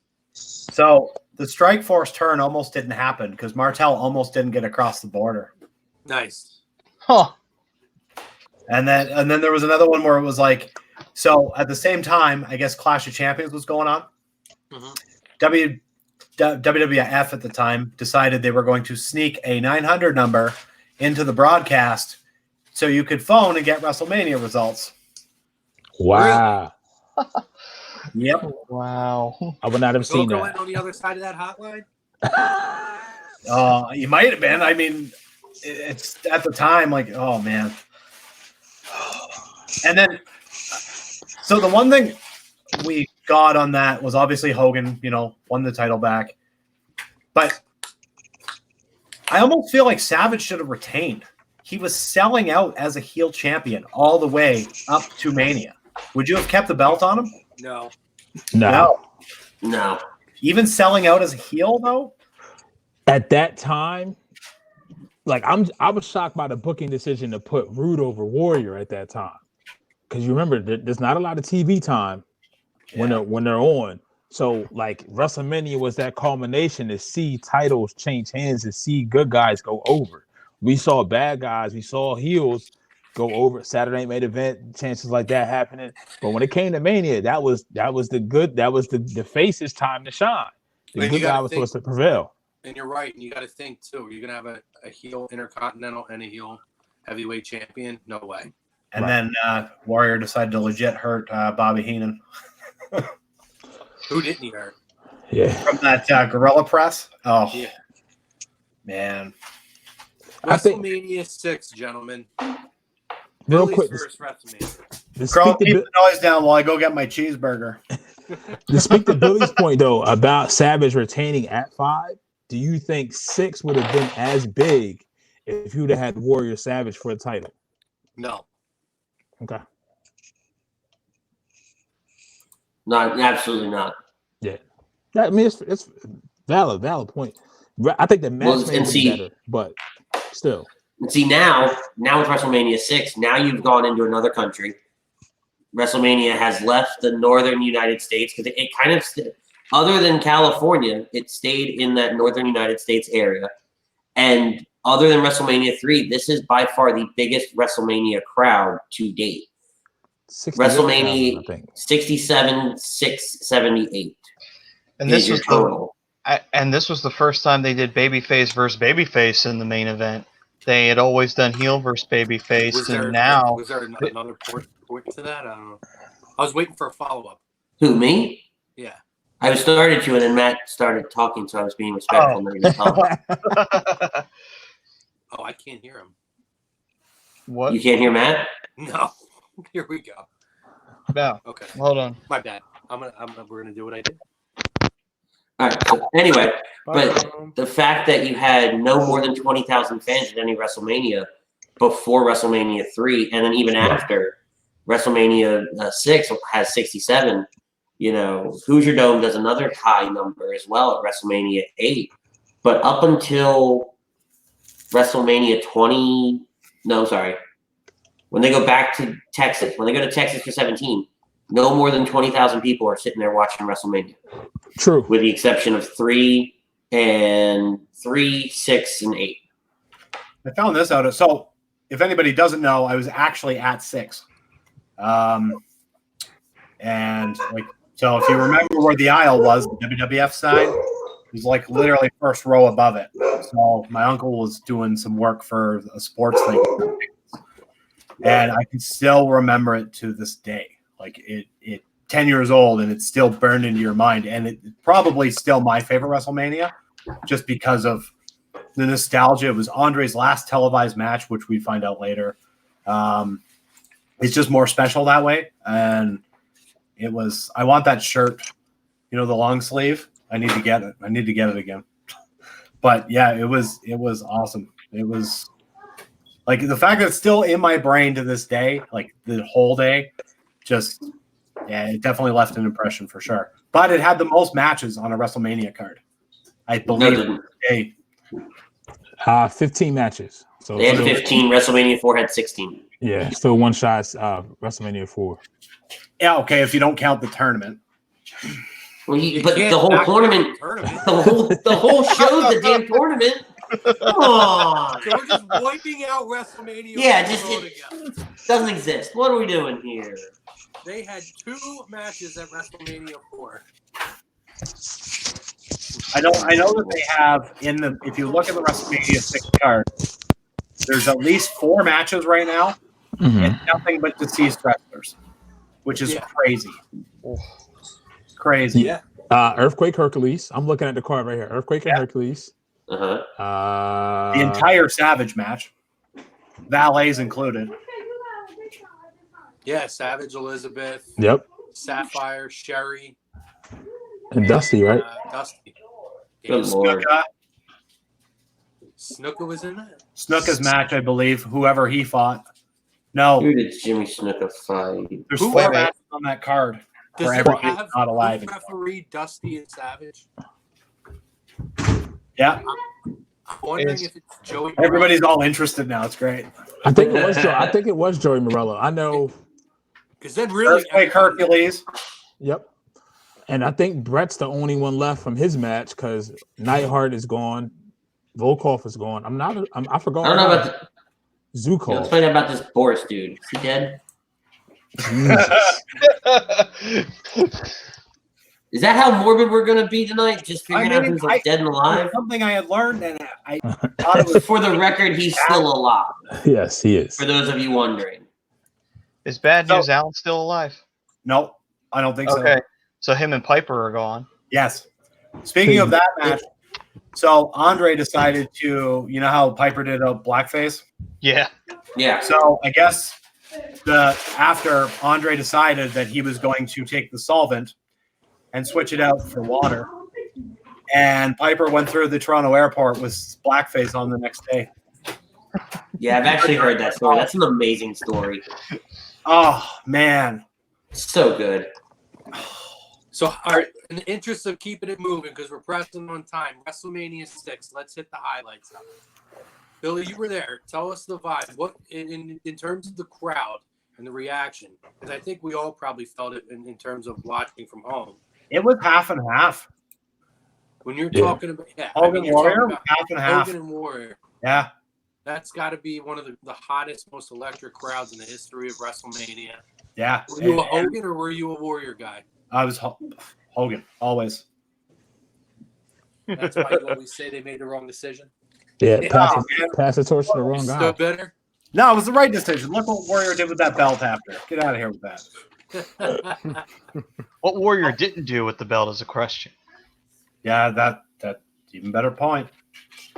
Listen, You had to bring in Sergeant Slaughter, so I mean, guys, we got a purple title out of this, man. Yellow, baby blue. Like, come on. Slaughter beat him for the baby blue one. No, the purple. oh yeah, we got all the different color ones. He beat him for the purple one. It was the purple one? I thought it was the blue one. No, it was the purple one. I Oh. just watched the match the other day. Oh, I'm colorblind, so oh well. What's crazy if you go back and look at it. So with Andre's thing too, when he leaves and gets in the cart, everybody in that crowd gives him the standing ovation. And everybody was so stoked that he ended up turning to go out that way. It was awesome. And I don't think, much appreciated now, but it was, man, for him to turn and everyone was stoked about it. And then when he goes in the cart and he's leaving, yelling at Heenan, standing ovation for the guy, right? It was awesome. Yeah, and when you think about that Mania, so obviously you had Andre's last Mania and whatnot. It's just, I wish I could have been there just to see the spectacle of, they talk about it now. Were more people watching Warrior in the ring or watching Hogan leave? I'd love to be in that arena and kind of get that vibe. But it's funny, too, when you look at that match. Like, when you watch Warrior pin him, it's literally, he barely gets that 3 before Hogan decides he's kicking out. And then when everyone leaves, Hogan, everyone's like cheering for Hogan. It was weird. But it was, we gotta go back and watch it now. I'm not such a huge fan of the match, but being there was just first time they did pyro too. See, I think the match is pretty decent. I don't think it was it's the best match he ever got out of the Warrior in his career. I mean, didn't Hogan call that in the ring? Yes. I think so. Yeah. I think so. Anything and else? Then, I don't know if you guys know this random odd stat, but this was the first time they ever did WrestleMania on April Fool's Day. They've done it 3 other times. And every single time it's on April 1st, it's been babyface main event. Nice. I didn't know that.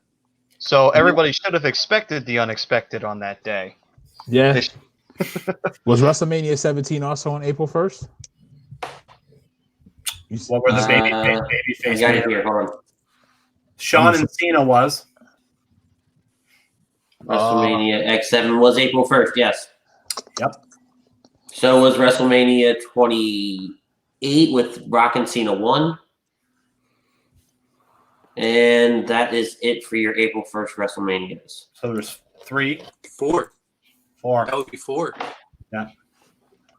So, But yeah, like even having it in and I think that's where another thing too with Toronto had just opened up the Sky Dome. Sorry, I won't call it Rogers Center. They opened up the Sky Dome, brand new facility. They got in there. It's kind of their mantra, right? You open up a building, here comes WrestleMania. Yep. But I think the biggest reason Toronto got it was their closed circuit numbers in Canada, because we didn't have pay-per-view or anything like that, right? They did at that time for Mania 5, like $200,000 in closed circuit, which is crazy with those numbers back then. So they were like, okay, well, let's go to Canada. And it was a lot of matches. I remember the way home, as soon as I got into my uncle's car, done. I was asleep. It was a long day. It was a long day. Many years are long, though. They're grueling. It is. Last year's WrestleMania is the longest I've ever sat through. Yeah, it was pretty brutal. WrestleMania 7, guys. We got Hogan and Slaughter. Oh, Debut of The Undertaker at WrestleMania. It's the start of the streak. Yep. The start of the streak, which they fell into by accident, but ended up becoming one of if not the most iconic kind of parts of WrestleMania. It's a cornerstone of WrestleMania, particularly of recent years. Quick point reaction from this. Obviously, So we had even though Slaughter Hogan was big, we all know the story by now. The venue 4-7, why it had to be moved because of the Slaughter storyline and the time in the country. But this stands out for me for two things: Legion of Doom, and also for Macho Warrior. I mean, to me, that was that whole drama and that storyline with Liz coming back at the end is that whole bit and I watched it back today. I don't think that bit hits home again if you don't have who was calling it that night. Was it Gorilla still? It was I believe It was Piper, I think, was also on there too. He was. Here we go. So I have Gorilla Monsoon, Bobby Heenan, Jim Duggan during the Rockers, Haku, and Barbarian match, Lord Alfred Hayes during the Bossman Perfect match, and Regis Philbin during the Hogan Slaughter match. But without Gorilla saying, Elizabeth with her arms stretched out, tears flowing down, listen to the ovation for Savage and for Elizabeth. What a woman, what a man. Who put that? Duggan didn't do commentary during this. That's what this says. I think he might have, actually. I don't recall that. I know Piper opened it with the bagpipes, and then Piper did commentary. How many times did you watch WrestleMania 7, though? Because I can't even remember that. Yeah, Piper opened it with bagpipes. we had a young Mike Chioda as a referee. Hey, I just work here. What's the narrative on this? Why did they move this? Well, Slaughter storyline being the Iraq, really being a turncoat to America and allegiance, pledge allegiance to Saddam Hussein at the same time that the Gulf War is going on. So yeah, that hit differently watching that today. Yeah, that hit really differently. So they had sold 14% of tickets. Right. going into 17,000 tickets Right. to be exact. But here's the thing, right? There's people on both sides of the fence. It was a combination of both. People want to say, no, it has nothing to do with the Slaughter thing. It has to do with they didn't sell the tickets, and vice versa. WWE will tell you it had nothing to do with ticket sales. Let's be realistic here. It had to do with both. There was a lot of stuff going on. That was an extremely sensitive time in this country. Oh, 100%. And they were to the point where they were able to make a decision and say, this is what we've sold. We can move it now, or we got to roll with it as is. And they said, let's just move it. Let's get away from all this. It was to the point that Bob Costas walked on the show. He was supposed to be there. And because of the storyline, he's like, I ain't doing it. And I'll tell you right now, if you've never been to the LA Coliseum, it is a dump. And Really? I'm glad they never did it there. Yeah, but Macaulay Culkin was in the crowd, so there's that. Yeah. And what's funny, and I didn't realize it until watch it back. Go back and watch the bit with Elizabeth and Savage at the end. Everybody stands up. The only person sitting down is Trump. See, I don't even want to hear about that. Who cares? Stop He there? stuff. Yeah, he's there. He's there. But the reason I caught that he was there, hold on, shut up over there. The reason I caught it is because he was sitting down. Fucking NRA bastard over there. Dude, what gun do I own? Like he wasn't there at WrestleMania 4 with the mob guy, right? Yeah. See, we lost Brodo, and I wanted to make a point for Brodo. Damn it. Uh-oh. I'll make the point anyway.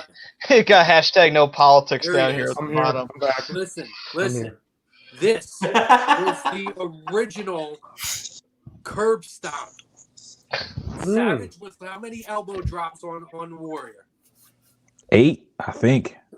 This was It was a Seth lot. Rollins and The Fiend before there was Seth Rollins and The Fiend. Oh dear God. How did you manage to bring it there? But the only As soon as he said this is the Okay, original but- curb stop, I knew. But here's the difference. Break can work, Warrior couldn't. So there's the difference. There's no difference. They still, in my opinion, could have killed Savage's elbow drop. Well, here's the worst that they did. I was gonna say, here's the biggest difference. One match was fine; you could actually see. The other one had a friggin' red light where you couldn't see it.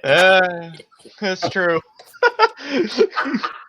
Give you the red light special. Oh Lord. Did you know that Slaughter wasn't originally the guy for the Iraqi supporter going into 7? I No, had who heard was? that somewhere, but who was it though? Sheik Tugboat. That What? was the original plan. All right, so WrestleMania 8. I would have loved to have heard his theme song jumbled up with some Arabic music. You hear the Jesus and then you hear the snake like charming music. Anyway, I want to no politics. Thank you. Listen, I want to get to some comments here, guys. So, Mr. Brodo, cue up a few comments for me before we go on to WrestleMania 8. I am ready. All right. David Ross, Jim Duggan should have won a WWE championship at a Royal. I got to decode what he writes at Royal Rumble. He shouldn't have got busted for drugs with Sheik.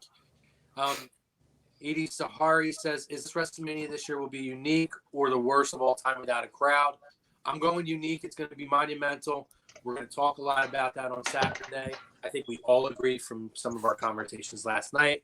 May not be the greatest of all time, but it's going to be impactful and memorable.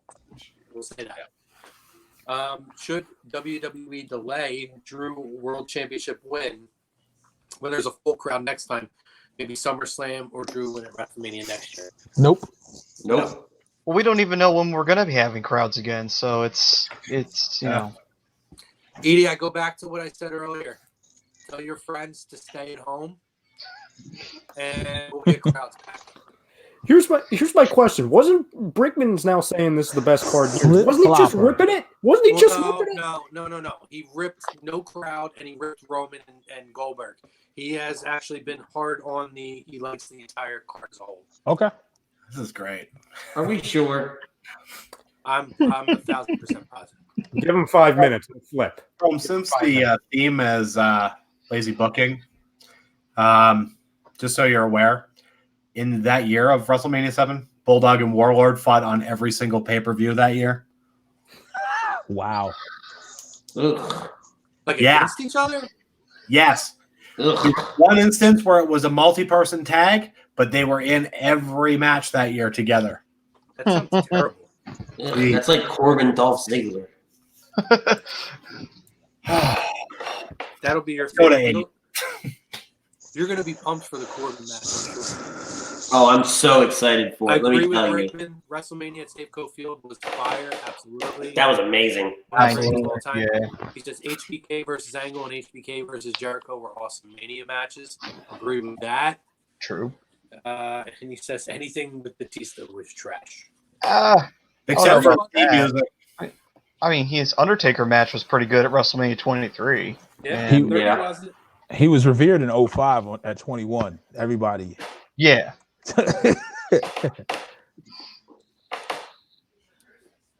We doing 8 now? Yeah. WrestleMania 8. I think so. I don't want to get stuck on a lot of these manias, guys, that we can go past. So here's the thing I'll say with WrestleMania 8. If you want to chime something in, do it. But the reason why WrestleMania 8 is one of my favorites, and I'm not saying that jokingly, the card itself, not great. Did they drop the ball not having Hogan and Flair? Absolutely.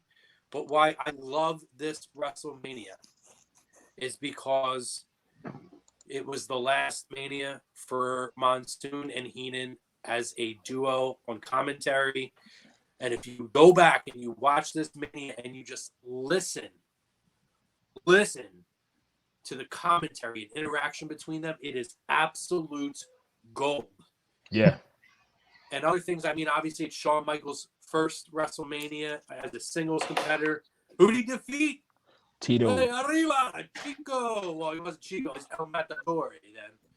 Defeats Tito Santana. Then you could say Tito helped him become Mr. WrestleMania.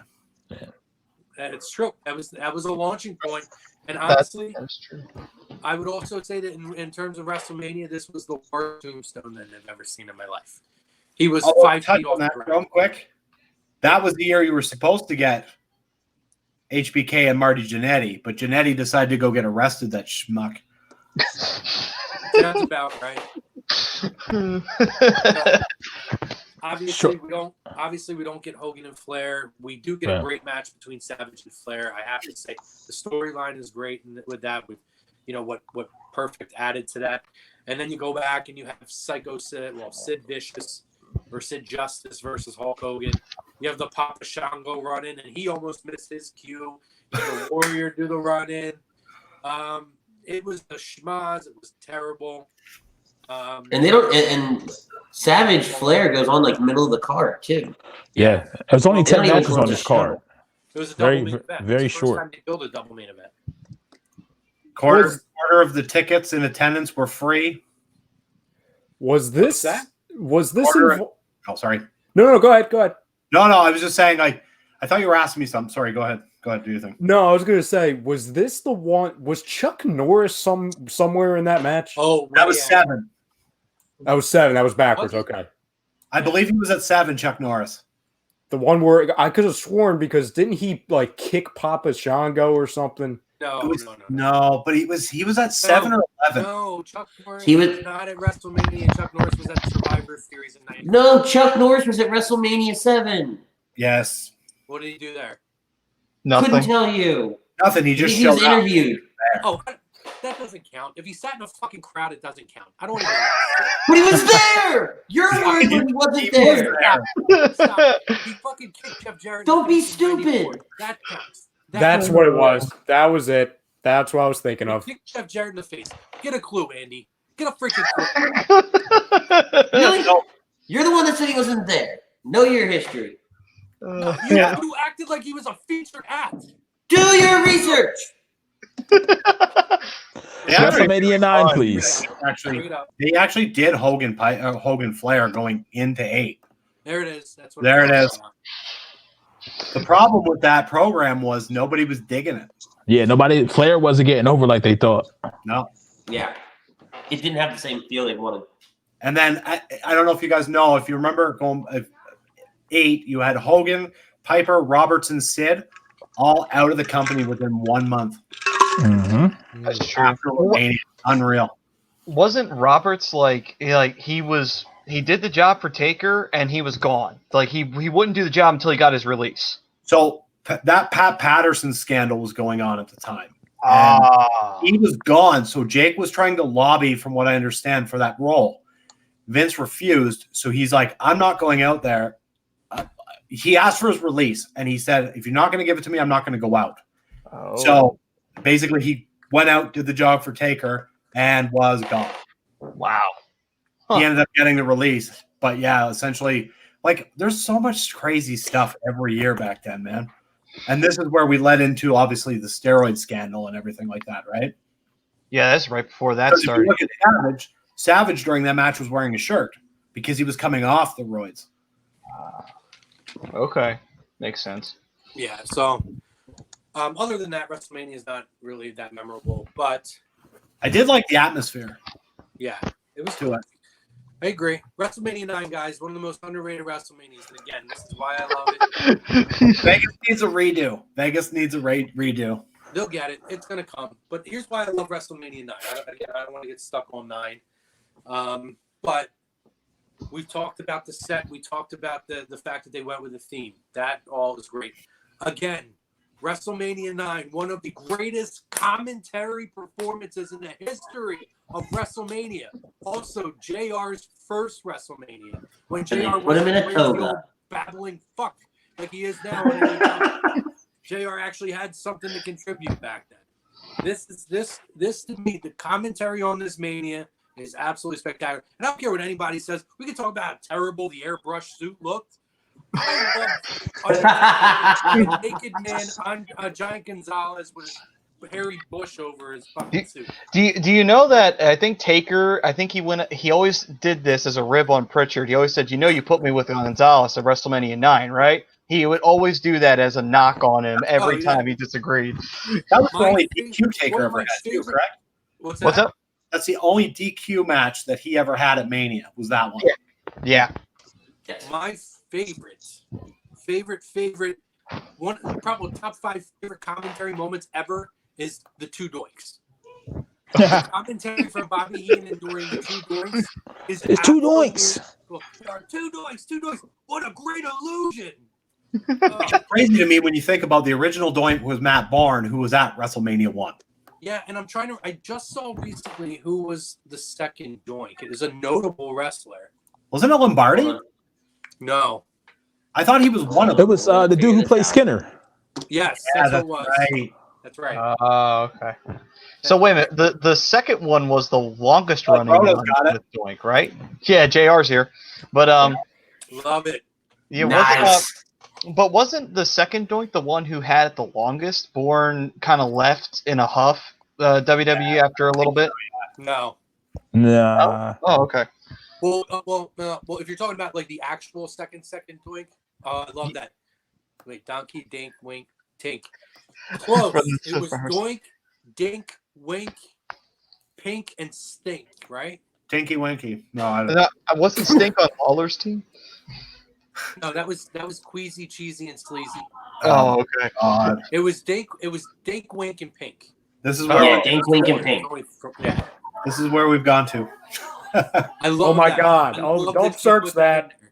Don't search that. I love that he put that. So it's Matt Osborne, Right. and then who appears as Matt Bourne, and then it looks like Ray Apollo. Matt Bourne picks it back up in 2007. Right. Nick Dinsmore does it. Steve Lombardi. There's no need to mention all the rest. They weren't even really that relevant. Nope. Jeez. Matt Bourne, and then the second one, but obviously, I think they mentioned that during the FCW doc on the network, right? That was his WrestleMania moment. Was he played the second? Yep. I know. I just heard it. Couldn't remember where it was. Did anybody else think that the Narcissus was going to light on fire? I was a little worried for somebody getting lit on Yeah. fire. That when that rolled in, I was like, "Oh, that ain't Bro, good." there was a lot of Aquanet in that ring at that point. But ironically enough, so I think I told you this before, Chrome. Like, there's no mention of it ever in the hotel at all. Yeah, Really? I know. Yeah. So now where it is they did the ice hockey game there between the Kings and the Rangers, the same spot. But that's now a parking garage. But even in the casino, there's no mention of them ever having it. I know. Which is It's a little crazy. bit crazy to me, but I love that right there. Love that, Bruno. that's awesome. Listen, obviously, we had, Yokozuna goes over Hogan. Well, first of all, this was Hogan losing the tag title. And at that point, you thought, that's weird. I Yes. can't believe they would have them not win the tag titles against Money Incorporated, him and Brutus. But then in hindsight, it's because we were getting the swerve. And whether you loved it or hated it, it was a true swerve. First time ever that the title changed hands twice in one night. Yokozuna defeats Bret the Hitman Hart. Mr. Fuji throws the salt in the eyes. Bret gets pinned. And I mean, you'd think he got shot by a gun when he got the salt into the eyes, by the way. But That shit burns, man. wow, it was like a shotgun shot to the face. Bret goes down after a little salt hits him in the face, gives him a concussion. He rolls him up for a pin, and it's over. And then he says, "Go do it, Hulk! Go get him! Go get him, Hulk!" And then what do we get? The Hulkster in all of his glory in his final WrestleMania for 9 years. Yep. Mm-hmm. Defeats Yokozuna for the WWF Heavyweight Championship of the world. Which is crazy because we had discussed before earlier on that, you see in the real story of WrestleMania, You see that photo of the three of them talking, Yeah. and there's always that thing where I'm going to do the favor for you later, and Hogan was gone by King of the Ring. Yeah. And I felt bad for Yokozuna the whole thing in hindsight to get jobbed out like that after. Oh, yeah. but I mean, what He got a run back though in '93. He had a pretty. did we bring up Hogan's black eye? No. What, that wild jet ski that hit him in the face and not Macho Man? Yeah. The jet ski was named Macho Man. What? I'm gonna start flying through some of these. WrestleMania Yeah, man. 10, Let's do it. WrestleMania 10, back to Madison Square Garden. The iconic moments of this. Listen, I mean, this is a very memorable WrestleMania. You have one of the. It could be the greatest opening match in WrestleMania history between Owen and Bret Hart, which Owen goes over Bret shockingly, and this puts Owen on the map. It's the longest match of the night. That was a great match too. That stands the test of time. Then obviously, you had some other little gimmicky and fun matches. Excuse me. You had Randy Savage's last WrestleMania, and then that's where he defeats Crush in a street fight. I think it was, right? Falls count anywhere, but yeah, who's counting? Right. It was like a false count anywhere match. Like 60 seconds to get back to the ring. Yeah. The Lex So it's not Express really- came to a screeching halt that night, boys. What's that? The Lex Express came to a screeching halt that night. Yes, it did. Obviously, they do the I mean- carryover from a little tiff between Mr. Perfect and Lex Luger from WrestleMania 9 that carries over into 10. Obviously, Royal Rumble, both Bret and Lex go over the top at the same time. So you end up having two guys, whoever, there has to be two title matches. Yokozuna defeats Lex Luger by disqualification. Am I correct? Yes. Yes. Because Lex accidentally bumps Mr. Perfect and he disqualifies him, and it's because of what happened the year before. Then we get our main event: Bret Hart, Yokozuna, and Undertaker missed this WrestleMania, I believe. Correct? Yeah. Yeah, he Correct. was Yes, out. he does. He was out taking care of like substance issues and injuries. Okay. So yeah, obviously we move on WrestleMania 10, and Well, no. the main event is Bret Hart wins the World Heavyweight title over Yokozuna, and the iconic final image of Owen Hart coming out as Bret's being carried around the ring to stare at his brother, who he defeats at the beginning of the night. Iconic. I mean, that moment right there encapsulates what ended up being a 2-3 year run of a feud before they got back Mhm. together in '97. And don't forget, this is where you have the Intercontinental title match, too. The ladder match. The very first WrestleMania ladder match for the Intercontinental title between Razor Ramon and Shawn Michaels. I thought someone had mentioned it, that's why I said nothing. I thought he was, too, and then he started to take a drink, so I thought he just forgot about it. Can't believe I did. I blew past that. I meant to mention when I started mentioning the gimmicky matches, but obviously it's iconic in its own right. Question for you guys: does that, when you look back and you see some of the other ladder matches we see now, do you still, people still call it the greatest ladder match of all time? I can't go there. No. I can't. No. In No. a lot of ways, I like their second ladder match just as much, if not more, in '95 at SummerSlam. But I think this one means more. Yeah, it's the original, the OG. And I get that. Well, I mean, that's the thing. It's not even the original. The original was Bret Hart and Shawn Michaels on like prime time. Yeah. I'm talking about as far as No, the no. stage of WrestleMania. Right. It was the first WrestleMania ladder match. I understand. Thanks, Andy, for clearing that up. Appreciate you. How come I get yelled at for not being? Because Okay. you Okay. All right. We're just going to be prejudiced to the fat Jewish white boy. Got it. I swear to God, Brodo. I swear to God. Swear to God. You gotta be careful with facial expressions you make on these shows, there, buddy. So obviously, we know how iconic that is. Thomas Arnold, Andy never needs a no. That's not true. No, not true at all. Tom's loving the picture, by the way. Love If I see that picture on any other show, And next thing you know, that pops up. Jesus. This is And he's made it big time. WrestleMania 11. Honestly, guys, we're gonna blow through this because this was one of the worst WrestleManias of all time. Yes. To me, it's not the worst, but it is the second worst. I haven't gotten to my worst yet. But the thing that I take out of this, I'll give LT credit and I'll give Bam Bam a ton of credit. Bam Bam really made that something. And LT, you could tell how physically exhausted he was. And Tom says, play along, Andy. Fake it till you make it. But you go here, and the other thing I'll take away from WrestleMania 11 is this was Shawn Michaels in defeat. And this is why we say, guys, you don't always have to win to benefit. Shawn Michaels in defeat started to really dig his heels in and become Mr. WrestleMania after this.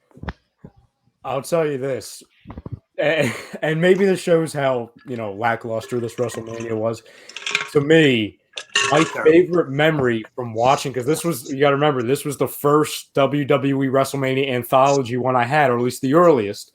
So it was my first impression to 90s wrestling, believe it or not. Okay. Was exactly, Chrome. That face is appropriate. That's correct. Do you remember what the first match was? It's a tag team match. I'm staring at it, so I know which one it is. Yeah, me too. Wasn't it the Bulldog and Luger versus? It wasn't the Godwins, but it was the twins. The Blue Brothers. The Blue Brothers. The Beverly Brothers? The Blue Brothers. No, Jacob brothers. and Eli. Jacob Blue and Eli Blue with Uncle. When they had like the Zebediah. frozen hair. Yeah. They're literally like the Uncle Wyatts. Zebediah or Zebediah or whatever the fuck. Yeah, something like that. And Dutch was their manager at the time. They were literally the Wyatt family, but like 25 years too soon. And a lot times shittier. But Yes. my favorite memory is the intro music of the British Bulldog and Lex Luger. If you remember, if you know, you know. Dun, dun, dun. And with them waving the flags. I haven't watched that in years. I can't believe I remember that theme song. I'm telling you, man. It's Chrome. Exactly. One of the times, like one of these shows after WrestleMania blows over and we're still stuck in the house for the next 2 months, we have to do a bracket of the best music ever. And that has to be on there. That has to be on there. I'm in. Oh, well, wait a minute. Are we doing just Lex's theme, or are we doing the mashup between him and Bulldog's No. theme? It was the mashup. It was the mashup. Oh, the mashup. Okay, so we are going to do the mashup. Okay. That's the thing. It wasn't even like a total mashup. It was like its own version of it. Yeah. Yep. Sort of, yeah. It was kind of like a And it's not remix, like- yeah. It's not like Asuka and Kyrie where they do like a weird mashup. Oh, Jesus God. That's it. That reminds me, Chrome. 1 week we do best music. The very next week we have to do worst music. Well, then, Oh. okay.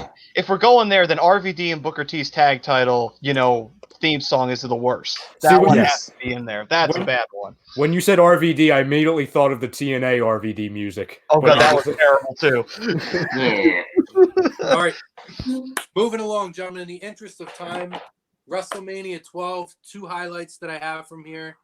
Obviously, we have Goldust versus Piper. I love this match, as ridiculous as it is. We also have the debut of Stone Cold Steve Austin against Savio Vega. Yep. And other notable thing from here, obviously, one of the greatest matches of all time, the Iron Man match between Bret and Shawn. Shawn You also get Triple H's first WrestleMania. against the Ultimate Warrior, right? Oh. Against the Warrior's return. But the thing that's monumental from this, obviously, is, the boyhood dream coming true. Shawn Michaels finally has that face run, wins his world title. With the only pinfall in the match, it's sudden death. Correct. And you know what? I'll tell you what, if you go back and watch that, and I mean, matches can feel really long. Even to this day, it doesn't feel like an hour. Nope. No. Yeah, I was going to say that. Yeah, especially for somebody who, I don't even know. I was probably, 10 years old, 9 years old, something like No, I was probably like 9, 8 years You old. probably had the attention span of like 7 minutes. Exactly. But to show how good that match was, I didn't get bored during it at all. At all. I was in. What tells me a lot about this match is when you hear Bret and Shawn talk, particularly Bret, and you know how Bret is, the biggest mark for himself in the world. I'll say it again. The most overrated main eventer in the history of professional wrestling. It's But- just tough listening to him talk. Who else called that Bret dig like a mile away? I knew it was coming at some point. When we started getting into the Bret Hart WrestleMania, it's like, it's coming. We're all going to bring it up at some point. I don't think we ever get through a show that I don't mention that at this point. No, not Nope, really. I can confirm. This is true. Like the new Tito. Like me and Tito kind of were like, hey, listen, we don't have to be pals. We can be in the same room together type of deal. Yeah, not you the and same. Brett. Nope. But Brett said, they mapped that entire match out, and everything went to the second almost of everything that they planned out. And you talk about two professionals and the timing of that. One of the most unbelievable things to watch, particularly the length of that. You have to be in some kind of conditioning. Awesome match. WrestleMania 13, we move on. We have Brett. This is a terrible WrestleMania too, guys. Sorry, just one sec. Did you mention that during the backlot brawl they used footage from the OJ chase? Because that was. I did not, but it is classic that they do that. I love that. and who was it on commentary? It's like something about this footage looks awfully familiar. I think it was Lawler. Who was it? On I think commentary. it was Lawler. It was Vince, and it might have been Lawler who said that. Jesus. It was pretty great. But, WrestleMania 13, this is a terrible WrestleMania. You do get The Undertaker winning the title at the end against Sid. But the main thing from here that you do take, one of the greatest matches of all time again, the double turn. If you and listen, I'll give a network plug here. If you're bored at home right now, go watch the Broken Skull Sessions right now. He does one with Bret Hart. They watch highlights of this and break this entire match down. It's freaking awesome. Bret Hart and Stone Cold Steve Austin. This is Also, Rock's first Mania. Yep. Yes. damn it, Andy, you stole my thunder. Sorry, And buddy. he also faced his cousin Rikishi. Yes. Yeah. The Sultan. Rikishi was doing the Yeah. Sultan at the time. And the dreaded neck grab of death. Remember that? Remember the Sultan finisher? Or I don't even know if it was finisher. Was it in the camel clutch? He was with No, a majority. If you go back and watch that match, a majority of the match is literally the what is it? The Sultan? That was his name. Yeah. The That was Sultan. his name, Sultan. Literally going on the Rock's neck and just doing this On the Oh, trap yeah, pole. oh, yeah. for like 20 minutes. I'm like, okay, we get it. It's a neck. We get it. Yeah, that was It's also Mankind's debut as well. there you go. Oh, that's right. This is his first WrestleMania. Mm-hmm. WrestleMania 14 changes the landscape. WrestleMania 14 is what kicks off the Attitude Era. Well, really, you could argue 13 kind of started it, but 14, it went into overdrive, where you have Shawn Michaels, Steve Austin, the addition of Mike Tyson. The Austin era has begun. Yeah, I mean, it's not one of my favorite WrestleManias again. There's not a lot that I love from it. Huh? Yeah, this is a strong one. Yeah. Goddamn DX band. Oh, The wow. DX. Oh, wow. Oh, I really liked it though. You loved that entrance? No, the DX band is terrible. I don't even want to discuss Oh, that. That was literally the worst. I was like, Then there "Hey, was Bill, one year thanks they for did the coming. national Thanks anthem. for You coming remember on the that? show." I said, I was almost like, hey, Bill, thanks for coming. Thanks for coming on the show. See ya. Chrome, I would be remiss to not mention that it was the debut of a WrestleMania debut for somebody major. Do you know who it is? From 14? Yes. Kane. Not just Kane, Taka Michinoku. Oh, yeah. Yep. Oh, and Pete Rose. Oh, That's the iconic. Was he the chicken then? No, that was No, he that came was down that and was the harassed next the year. crowd. That was 15. Hey, yeah. I left tickets for Bill Buckner at the ticket office, but he couldn't bend over to pick them up. see, Chrome. These are you're now in the territory of WrestleManias to where I remember everything from these because I literally Yep. spent my childhood just watching them on a loop. This was pretty great. Oh my In god. hindsight, this was a pretty good Mania. Yes. For those kind of moments. I mean, I don't. Oh, and then the I don't Rock's know- I don't know interview. about you guys, but did anybody else kind of like when this was coming, like, we're leading up to Mania 14, did anybody else wonder the whole time what Tyson was going to do? Yes. Yeah. You didn't know whose side he was on. Yeah, I was on that as well. Yeah, obviously iconic. This kicks off the Austin year. Stone Cold Steve Austin wins. We now move over to 15. One of the most iconic rivalries of all time kicks off in Philadelphia with Stone Cold Steve Austin and Rock main eventing this WrestleMania. Rock comes in as champ. Austin goes out on top. We also had a death on the show. Yes. They A My death? favorite, Oh, the my live favorite event? WrestleMania scene. Yeah. They hung the boss man there. It's my favorite. I'm So- not gonna lie, I loved it. That's I mean, love heck- it. I love it, but for all the wrong reasons because it's awful. And think Yeah. about this. If think Oh, it about sucks. this. If they had gone with the Brood, like, and they had kept going it, that would have been Edge and Christian's biggest WrestleMania moment, was hanging Boss Man. Think about that. Yeah. There's the crazy alternate Boss world Man right finally there. served hard time. I have two things with this. Number one, picture 9-year-old me seeing that for the first time with the boss man, and I'm just like, and I was still in that age to where I remember I watched, we'll get to this obviously, but WrestleMania 2004, and I was still convinced that Kane and the Undertaker were really brothers. So I believed it was all real at the time. So try to explain to me after the WrestleMania that Big Boss Man survived that he was fine. And also the second part was in that match seeing Edge, who I knew from the later WrestleManias as Edge, me being confused on, Dad, why is Edge coming from the ceiling? I didn't Dude. understand. And why is Christian in a poofy shirt? Yeah. Dude, I obviously at this point knew it wasn't real, but this was like around the time where I had my first mind-blowing moment where I realized that Kane was actually Isaac Yankem DDS, and I was like, what? They can come back as different people. He's a dentist? Kane was a dentist? And even better, right? When he became Diesel before that, I was The like, fake- his teeth aren't really fucked up.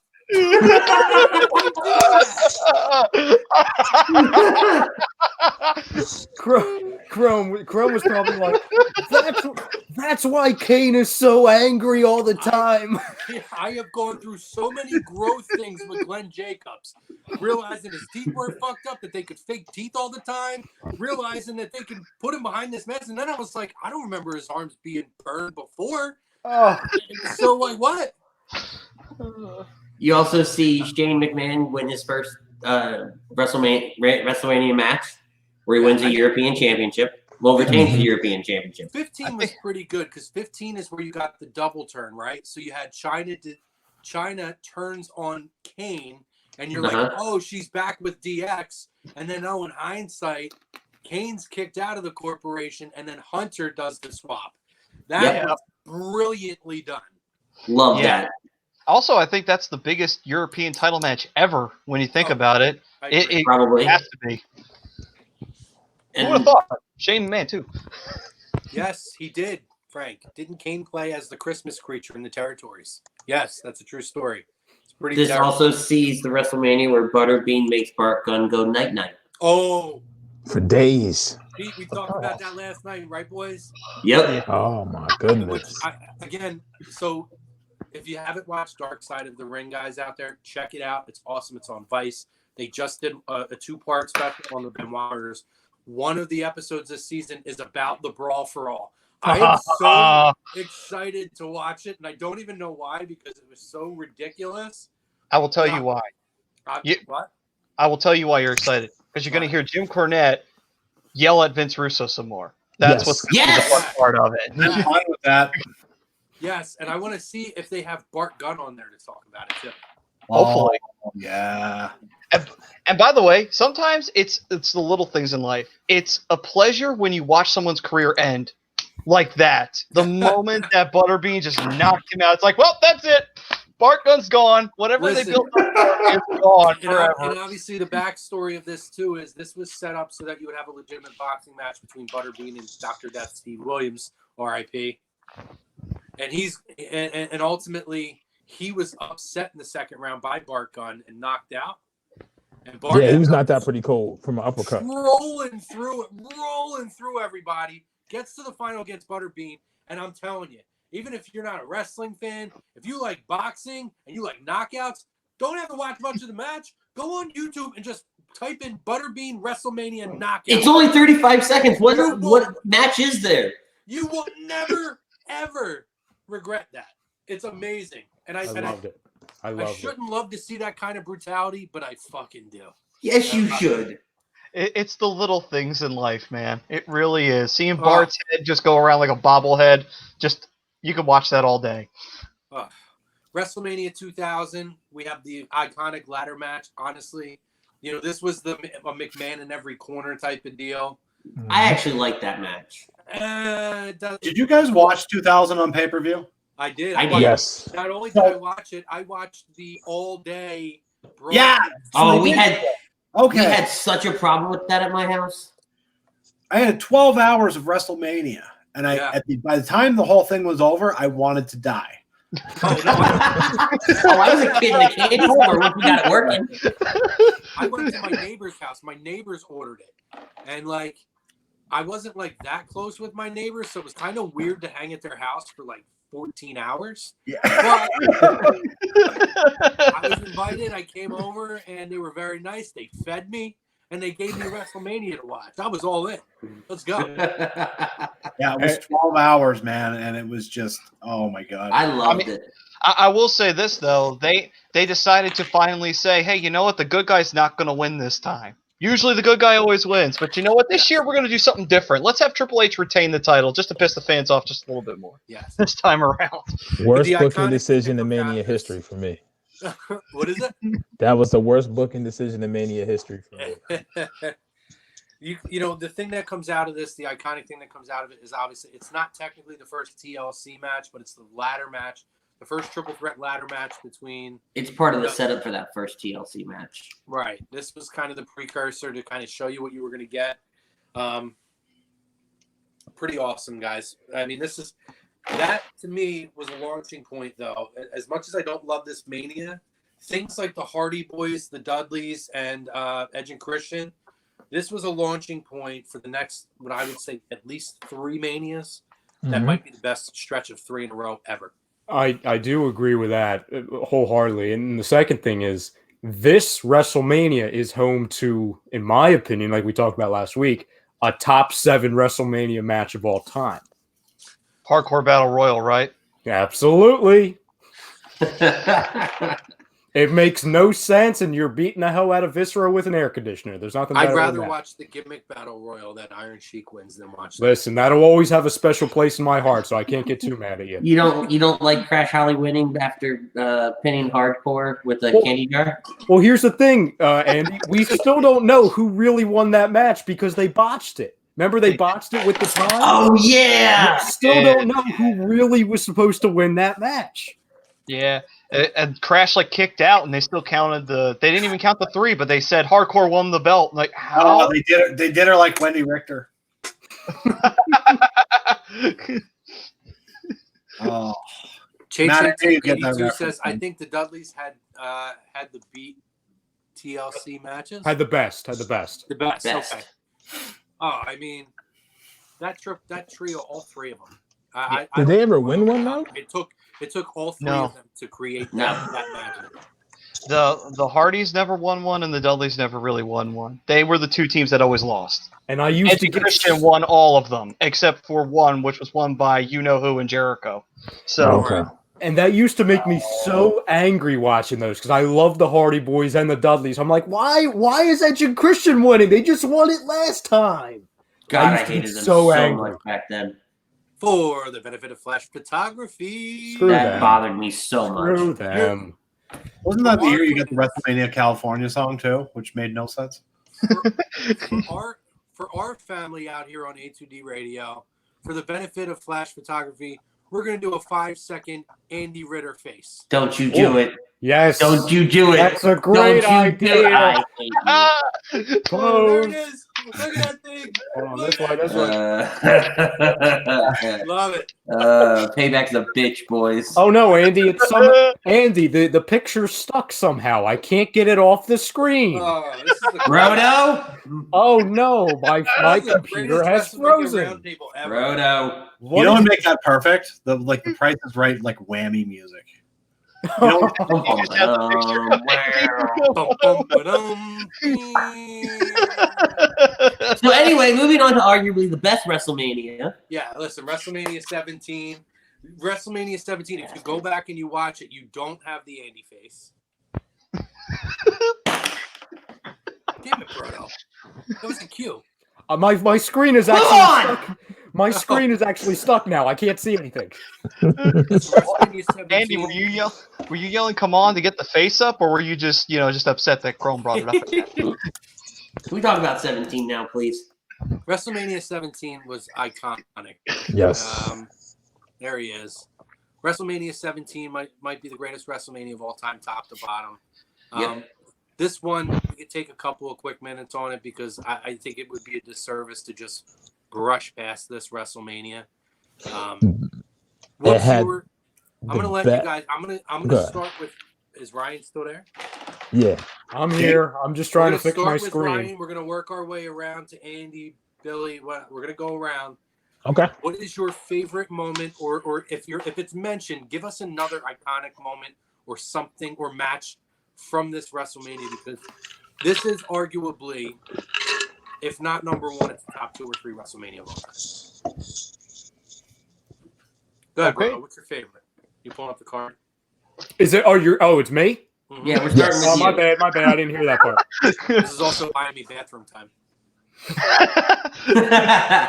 Come back to me. I'm trying to fix my screen. Come back to me. Okay, so what I like is, and it's not the whole match. The Rock Austin match is probably my favorite, solely because at the end you have JR with that call. Stone Cold is shaking the hand with Satan himself after he wins and shakes Vince's hand, and Austin's all bloody. Vince is still in that horrible ring attire from his match with Shane from earlier in the night. You know, I mean, it's absolutely horrible. But that moment right there, and it was so, I've never felt so much rage in my entire life watching a WrestleMania up until that point. So for me, that's it. Like when I go back, that's the moment I think of. I Okay. think you're right. I mean, I remember watching it and I was just like, what the hell's happening here? You know what I mean? Because you were like, Yeah. there's no way Austin's doing this with McMahon, because that storyline had been how many years, right? So to see it happen, which was, let's be honest, a terrible idea. Oh, I mean, getting old. there was that, but I think for me, I was more into the ladder match at the end of the day. Okay. And I found it just so like edge of my seat, right? Yeah. Whereas I had seen Rock Austin at 15, I knew what I was kind of getting there. Yeah. I felt like a 17 for one, it had the best video package of all time. with Yes. Rock and Austin. Oh yeah. That was just ridiculous. But I also thought it was a little bit of a lazy booking option too, because I think if they wanted to pay off with Austin going heel with Vince, I still think there was no need to put the strap on Rock at that time, because I think he had lost it to Angle and then won it back from Angle that February, if I'm not mistaken. He wanted it No Way Out in 2001. Yeah, and they should have just rolled with Angle versus Austin, because I think that'd have been more believable. Austin, because I think that would have made the heel turn more believable and more shocking, because at that time Angle was a heel. You know what I mean? For him to stoop to those lows to get that same payoff. But I mean, the match itself was a match itself. It was great. I mean, you get those two together anytime. But the first TLC, that was epic, and just the video package for me, just the whole My Way or the Highway, that whole Limp Bizkit Oh deal. my god, yeah, that song Yeah. is with WrestleMania now. Yeah. So That's a generational like package right there with Limp Bizkit as the song. Did Angle leave after 17? Was he hurt? he may have took some No. time off after No. 17. No, But- he left after 19 because he had yeah. really bad nagging injuries. Yeah. What was yours, Maddie? Mine. Well, it's actually this is gonna be a cop out, but it's a tie. The TLC match, and the hardcore title match. Just because they did so many crazy things in that matchup that it's like the ladder match overshadows it. But the thing is, it's like Yeah.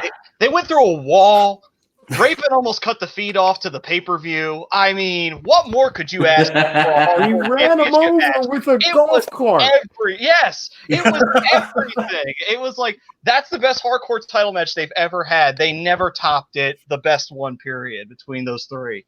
That is my 5th favorite WrestleMania match of all time. Wow. Other than obviously that match and people getting run over by golf carts and people getting thrown through windows and jumping off the stage, to me, and this is I think I have it rated 3. My 3rd favorite WrestleMania match of all time. That's obviously Vince and Shane. And the moment in that match, there's so many obviously, but I'll never forget how the crowd reacted, and then obviously I reacted when watching it when Linda stood up. Hands up. Yeah. That place went insane Excited. just by her standing. It was great. That was a great build-up to that match. Just Vince just being a complete asshole, and you were just waiting for it. And I love how Trish was in on it all too with Linda. Quick It was programming. perfect. Quick programming note here. We're having a little issue in terms of getting comments to pop up, so I'm going to read them. Unfortunately, I'm not going to have any comments pop up for the rest of the time, but we're within the last 20 minutes to half hour anyway. So a couple comments on here. There was a rest in peace Owen Hart from Che, who also said, someone give Ritz a Steveweiser for that photo. Yes. Fred said, didn't Kane play? Oh, we already did. We read that one. Okay, cool. So I'll be periodically popping through on the chat so I can see it. I just don't want you guys. I don't want anyone to think we're ignoring you. We normally have your comments pop up, but we're having a little bit of a technical issue right now. And if anybody's wondering why, it's because when I put up Andy's photo, it broke the screen, and I'm not joking. It literally, I can't see the screen. So you're still looking at his face? No, I'm not. I would have been on the floor. Oh, he almost said, thank God, no. Wow. No, like I'll send you guys a picture in the private chat. It's literally I can't see anything. I could just see end broadcast. That's all I could see. Right. So if he tries to cut out and come back in, the whole broadcast drops. Yeah. Somebody played the whammy music. Yeah, I heard that from somebody. I can't see you guys, so I don't know who. Listen, for me, for this WrestleMania, it's almost like the forgotten match of their trio of matches. But man, Undertaker and Hunter was so good in this WrestleMania. Yeah. So underrated. I have to say, I think it's one of those things that get lost in the shuffle. And obviously, I also feel like they dropped the ball. I understand the idea of let's turn Austin. It's WrestleMania. Let's do a surprise. Finally have him with Vince. It fell flat on its face. Austin to this day says he never should have did it. But I think that Undertaker and Hunter at this WrestleMania really falls under the radar because of how great of a Mania it was. So WrestleMania Really good match, yeah. Oh, it was fantastic. WrestleMania 18, boys. WrestleMania 18. We have. I love this Mania. I love this Mania. I love everything from. I love the logo. Like I'm a big Mania logo guy, and this is where you really, these couple years you started to see them kind of tinker with the logo and try to do fun things with it. This was my second. This was your second. You were there, and I'll tell you what. Hogan and Rock. And Pete, thank you for telling me to watch that video today. I watched this great video that if you get a chance, go check out. I tagged a bunch of you guys in it. I'll tag you in it, Maddie, so you can see it. Rock does a 12-minute interview on his Facebook page. I guess he was doing a Q&A, and somebody asked him about the Hogan match. It was the 18th anniversary, I think, since then. Yeah, it was something like that. Which is crazy to think about. That's half of the WrestleManias ago. Yeah. Yep. Wow. Mm-hmm. But he started, and he basically went through the whole, like the build up to it, to the match, to during the match, to the moment they decided to do the turn, to where, they were working babyface and babyface. And that moment, and Billy, I'm sure you popped in that crowd, that moment where they lock up and Hogan tells him, take a bump, brother. And he pushes him and he does the pose, and Rock does that kind of like flip and bounce in the ropes. And he says in the interview, he said, at that moment, I realized what was going on, and I instantly in my head recognized the situation, and instead of reacting as a face, I started reacting as a heel. And without even us having to say a word, we realized that the script had flipped at that point, and I worked the rest of that match as a heel. And Hulk trusted him to do that. And the fact that, like, yeah, and even Canada turning Hogan basically was what happened. Yep.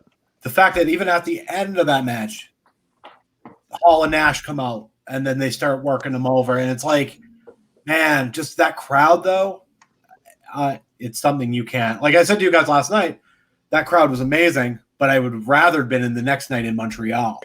Yeah. Which was, I've never heard anything like that. Like that 12-minute thing for Hogan was just insane. Canada, for some reason, loves Hogan. He can't win at WrestleMania in Canada. But and like, it's just, I was shocked when they first did the interview, and like, you know, you had The Rock in there and he was getting booed. I was like, oh, that's weird. And then sure enough, I was still a Hogan guy. So it was like, it's Hulk Hogan. Like growing up back in, like, you know, the 80s, it's just always been Hogan. So sure enough, when all that happened and the place just blew, I was like, oh man, I think I felt bad, worse for the main event that night. Yeah. That crowd gassed. They just let everything out. That was the main event, and that's what should have been the main event. Well, even on the true story of WrestleMania, Triple H says, he's like, they did not want to go on last. I don't think at that point they had ever not put the title on not last. Right, they haven't. But No, they had. No, they did. They did. Sorry, Lawrence Taylor, right? Yes. Right, Lawrence Taylor. But there were a couple times. It was Lawrence Taylor. It was Hogan and Sid. The year it was Macho Man and Savage. What was that? WrestleMania 8. See, and I can't. That's how much I hated Hogan and Sid. Did you say Macho Man and Savage? I meant Flair and Savage. Chrome, I would put up the thing, but I don't want my screen to burst into flames again. For everybody who's been watching the whole show, just imagine the Andy face popping up right now. The Andy face. There it is. Did I do it? Yeah. I literally just point and clicked. I can't see it. Listen, I was worried. That's amazing. It came up. I was worried that was going to be our technical difficulty to boot us off this year. Last year, YouTube kicked us. This year would have been that. But I'm assuming that the technical difficulties are happening because I'm here. Oh, yeah, that's true. I'm going to say that that's what it is. That's a thing. You know the weird thing, though, about WrestleMania X8 for me? What is that sound? I was just but anyway. Somebody popping popcorn? Hashtag stay home, Hub. But anyway, I was gonna say what the crazy thing about WrestleMania X8 for me was it was surreal having the NWO theme play at a WWE event. You know, I know that it had done it at No Way Out, but it's at WrestleMania. It's just like, this is so weird having the NWO at WrestleMania. You would have never had thought that like a year ago. You would have thought, no way in hell would they have ever done that. And I agree. Holy shit, it was right there. I mean, it's up here, and honestly, this is one of my favorite Manias, and I'm glad I have the original DVD release, because if you go back on the network, you know, I am a mark for Hogan coming out to Voodoo Child. And Oh, but it's so changed now. It's taken out of everything now.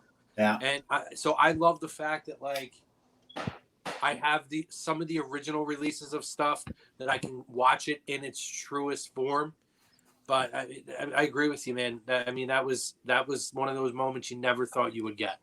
Yep. I also do believe I'll add one other thing real quick, and that is, correct me if I'm wrong, you know, if you guys disagree with this, but in my opinion, the promo package for Rock and Hogan is, I think, one of the greatest, if not the greatest of all time. Yes. Oh, yeah.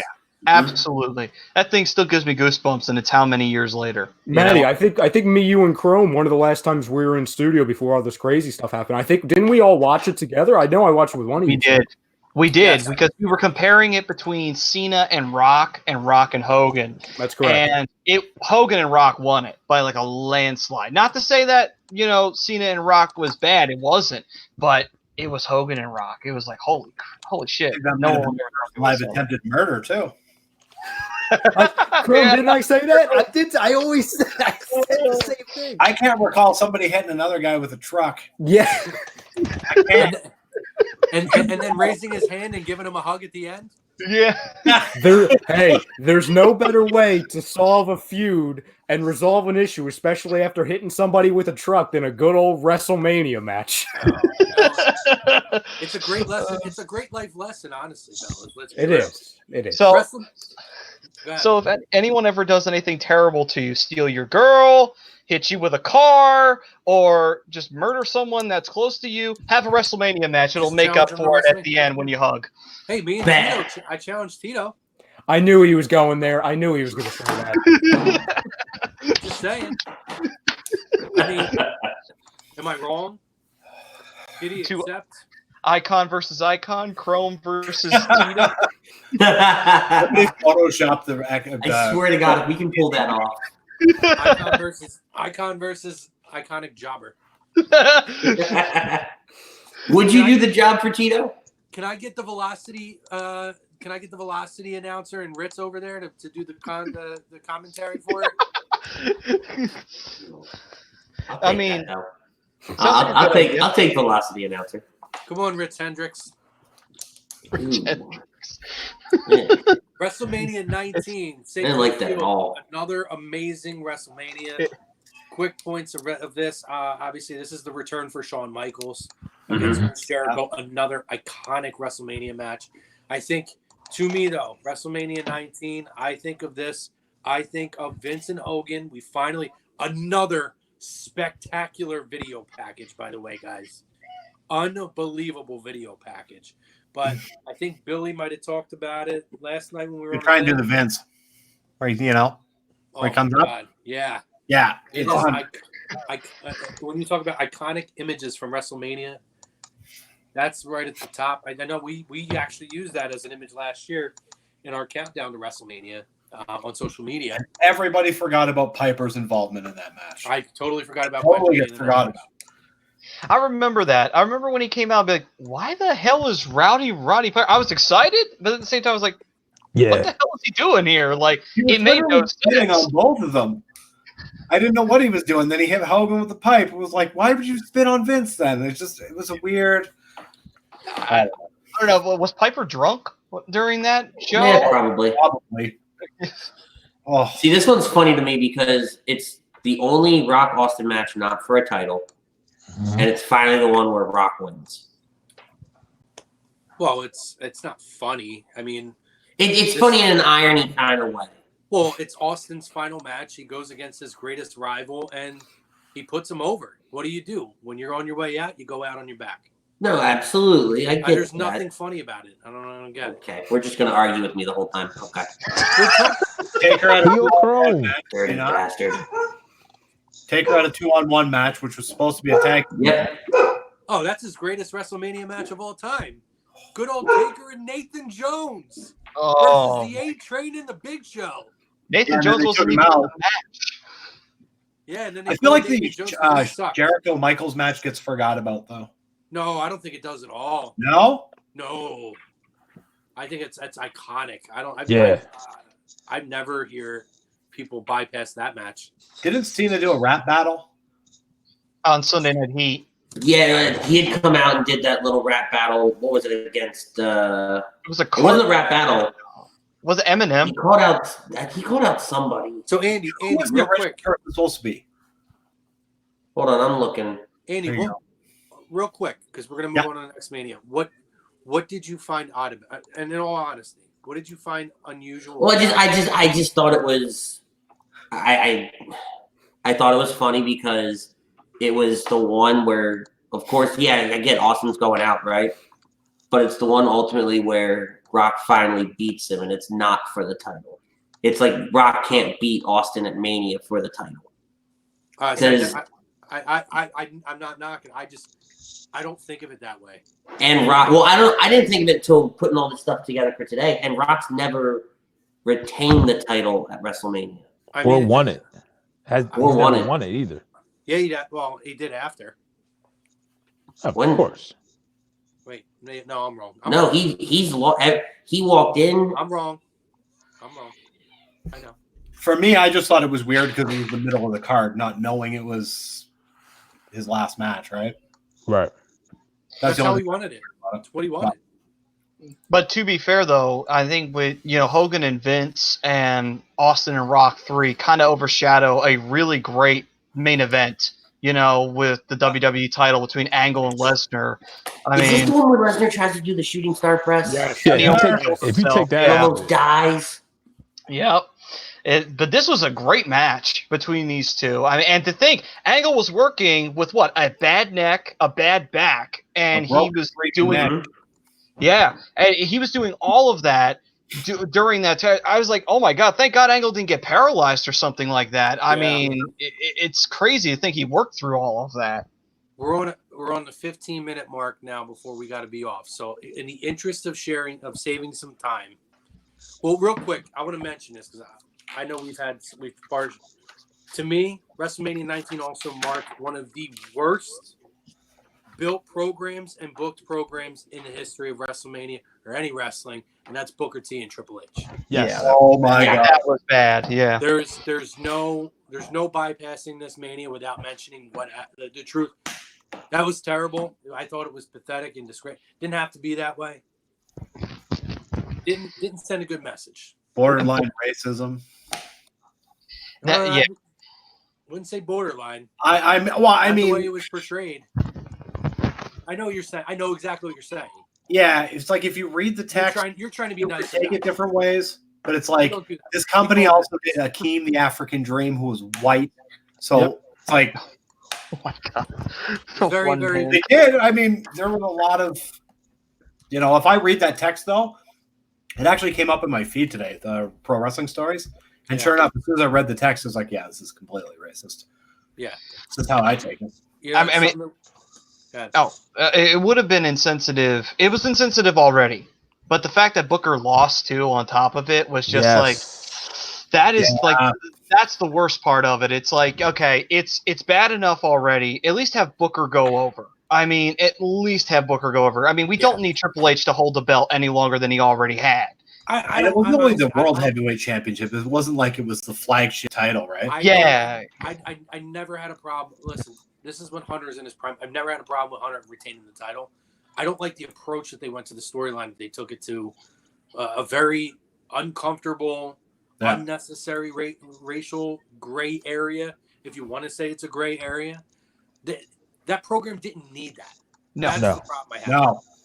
Doesn't So matter. they also who did a won or rack lost. at 7. So I mean, Right. Didn't matter You know what I who mean? won or Like- lost. Booker T got his chance to win titles and well deserved. It was in that moment. It was the way they got there, and then to have that result because of the way you got there. Like he should have won. honestly, in hindsight, if Booker T wins this match, it doesn't change. Maybe at that moment you feel better about it, but I think if you were to look back on it, you would still look at that and say, "Jesus, that was terrible." Oh yeah. Right. Oh yeah. You know what I mean? It would have been the same thing if Kane had gone over in No Mercy with the Katie Vick. It still would have been one of the worst things that WWE's ever done. So that's why I say, like, people always say, well, I can't believe they did that and then have Booker lose. To me, it doesn't matter who won or lost because in hindsight, the storyline was terrible. The build was terrible. It never should have happened the way it happened. Here's what we're going to do. In the interest of time, I want you guys to give me any time between 20 and 29. I want you guys to give me your favorite WrestleMania moment between 20. And I know it's a lot to think about.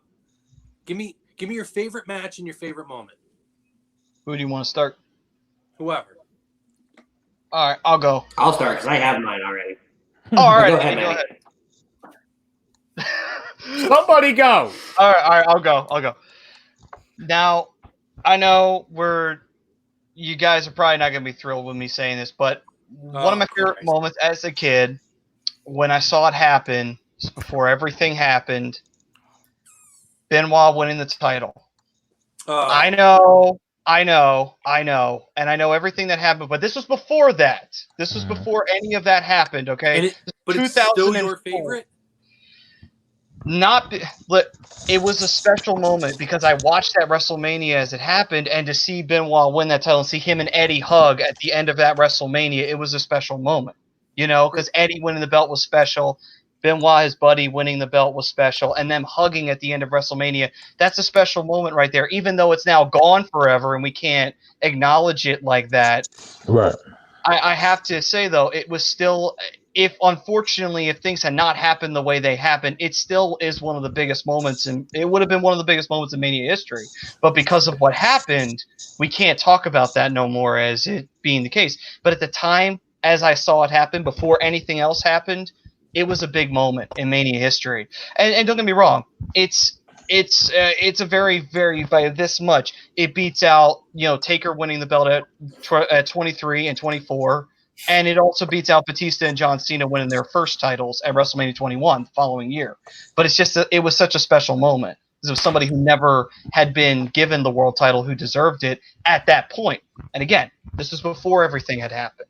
So that's why I know it was going to be controversial, but it's still a special moment when I look back on it. And it's like, that was a special moment at that time. It's not anymore due to what happened. But when it did happen, it was a big deal. Yeah, see, I mean, I'm not taking away the impact that it had in terms of how it changed certain things, but I can't look back at something and say it's a special moment after certain things happen. To me, it takes away from that. And there's so much that I think happened. Like, for me, greatest match, WrestleMania 25, Undertaker and Shawn Michaels. That was way better than anything that happened with. If Benoit didn't kill his family, that's way more iconic moment in that stretch. But even to me, hands down, great. That's the greatest WrestleMania match of all time for me. I don't think it's even close. When you talk about two icons, the storytelling that went with that, it's unbelievable. And honestly, one of my favorite Mania matches too within that time period is the streak of CM Punk and Undertaker's final win. I go back and watch that match. It's Undertaker's last great singles match he has had in his career to this day. 7 years ago was the last time Undertaker had a high level match. It's awesome. I mean, but that's for me.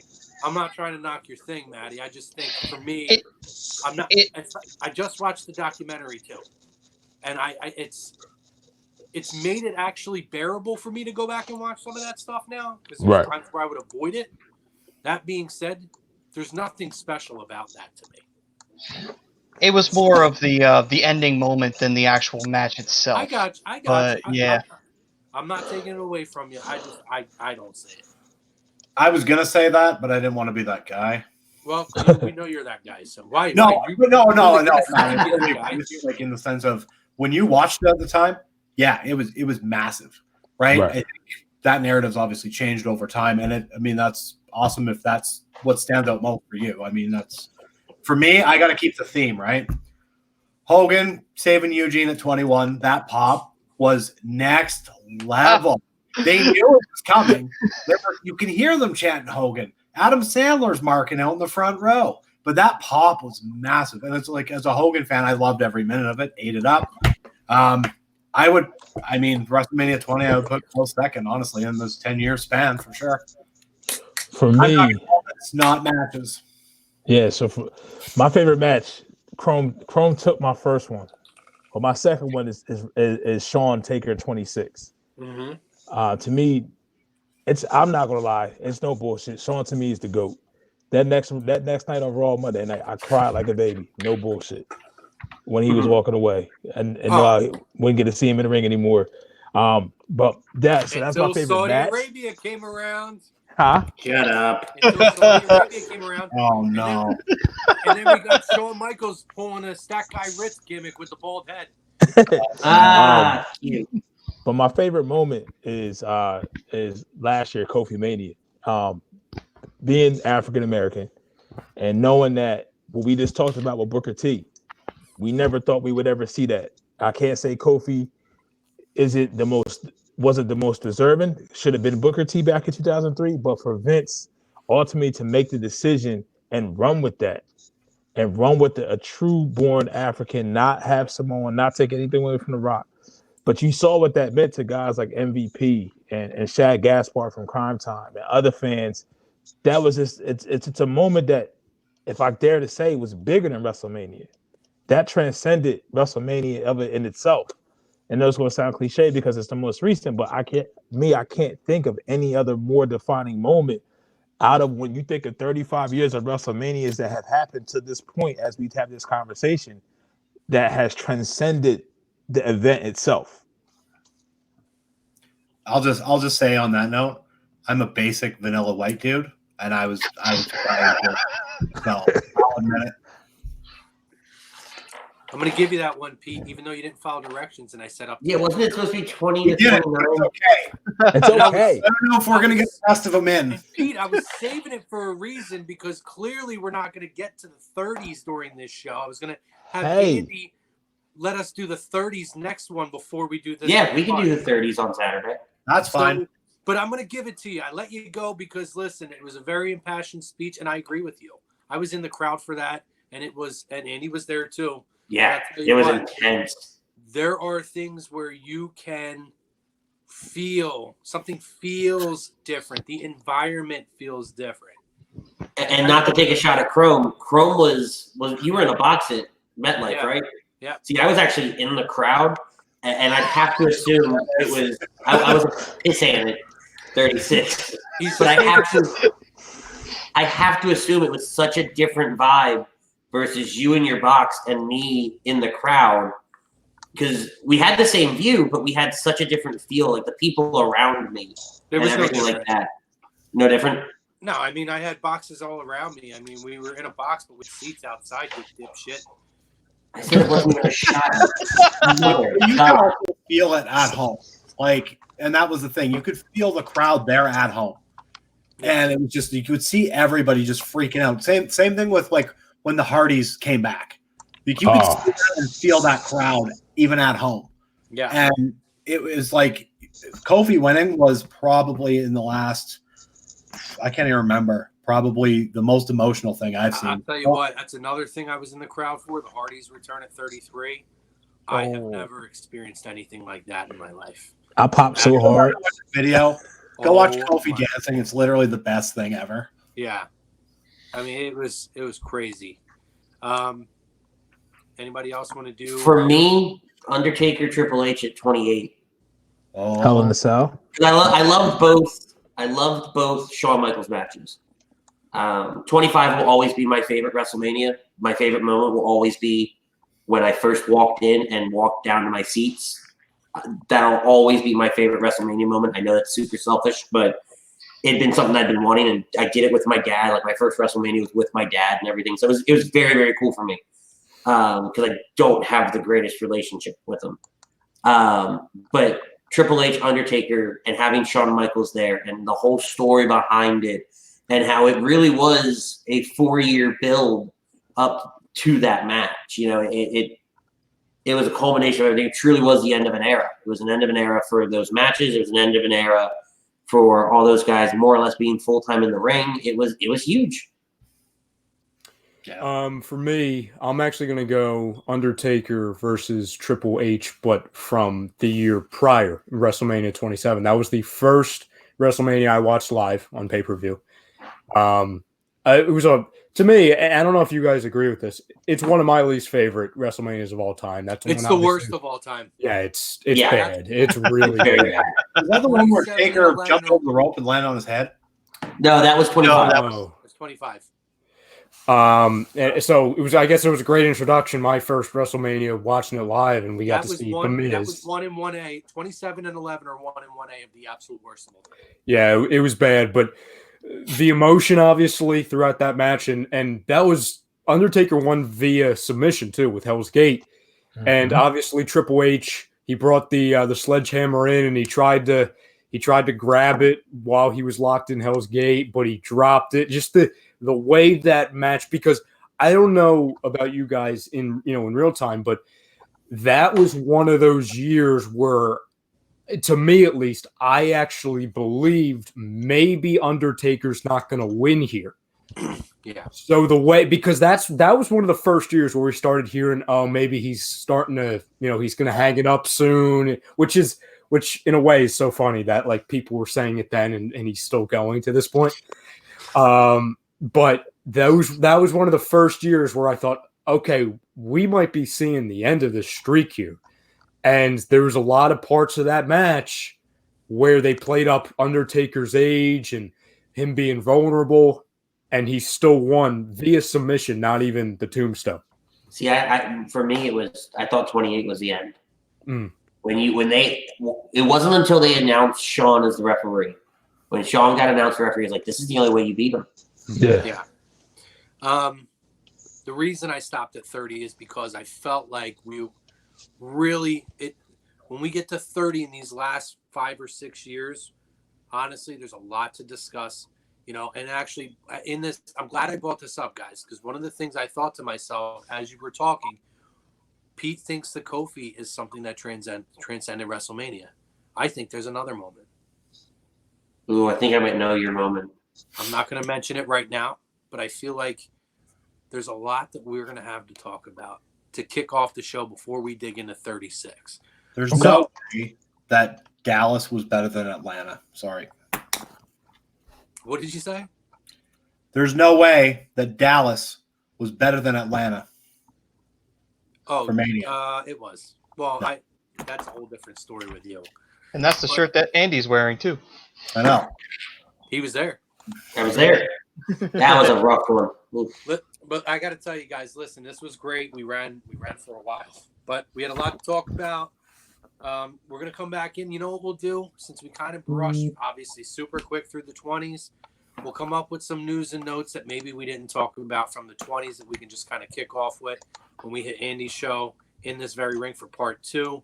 We'll also talk 30 to 35, and then we're going to dig deep into WrestleMania number 36.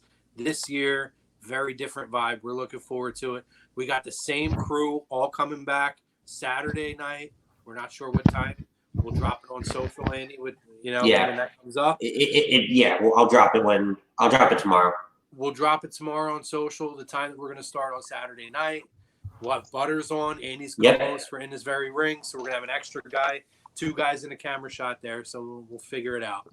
But listen, I want to thank you guys for joining us for the first part of our WrestleMania Roundtable. Thank you for the comments. Definitely some new names that we saw in there, particularly on Periscope. That was a new name that I haven't seen. But we wanted to say thank you to our sponsors. Obviously, our Dr. Paul Vidal, Specialized Physical Therapy, specializedphysicaltherapy.com, Ambuck Services. If you need your gutters clean, tree trim, deck restoration, installation, whatever you need, ambuckservices.com. Let them know A2D sent you. They'll give you 20% off. And obviously, QB54, the best freaking tailgate game in the business. Play QB54.com. Type in the promo code No Notes. Get you 20% off on it too, guys. I didn't mention that earlier. Get 10%, 20%. No, I was just doing the thing. Oh, I didn't know you were throwing like a gangster sign. I know what. No. I know. Listen, great stuff tonight. Happy to have all of you guys in here. Bill, appreciate you coming back, buddy. Looking forward to having you on Saturday night. And stay tuned. Hockey Happy Hour comes at you in about 28 or 27 minutes now. They're going to talk some hockey. Lots to talk about. So, who's talking hockey? Good I am. Oh, boy. That's why it's niche night. It's wrestling night, and it's hockey night. He's running the gauntlet. Night on ATD. So anyway, appreciate you guys. For all of us here, we'll see you Saturday night. Be careful. Be safe. Stay the frig home so we can get out of our damn houses and get back in the studio. We love you. Take care. Peace.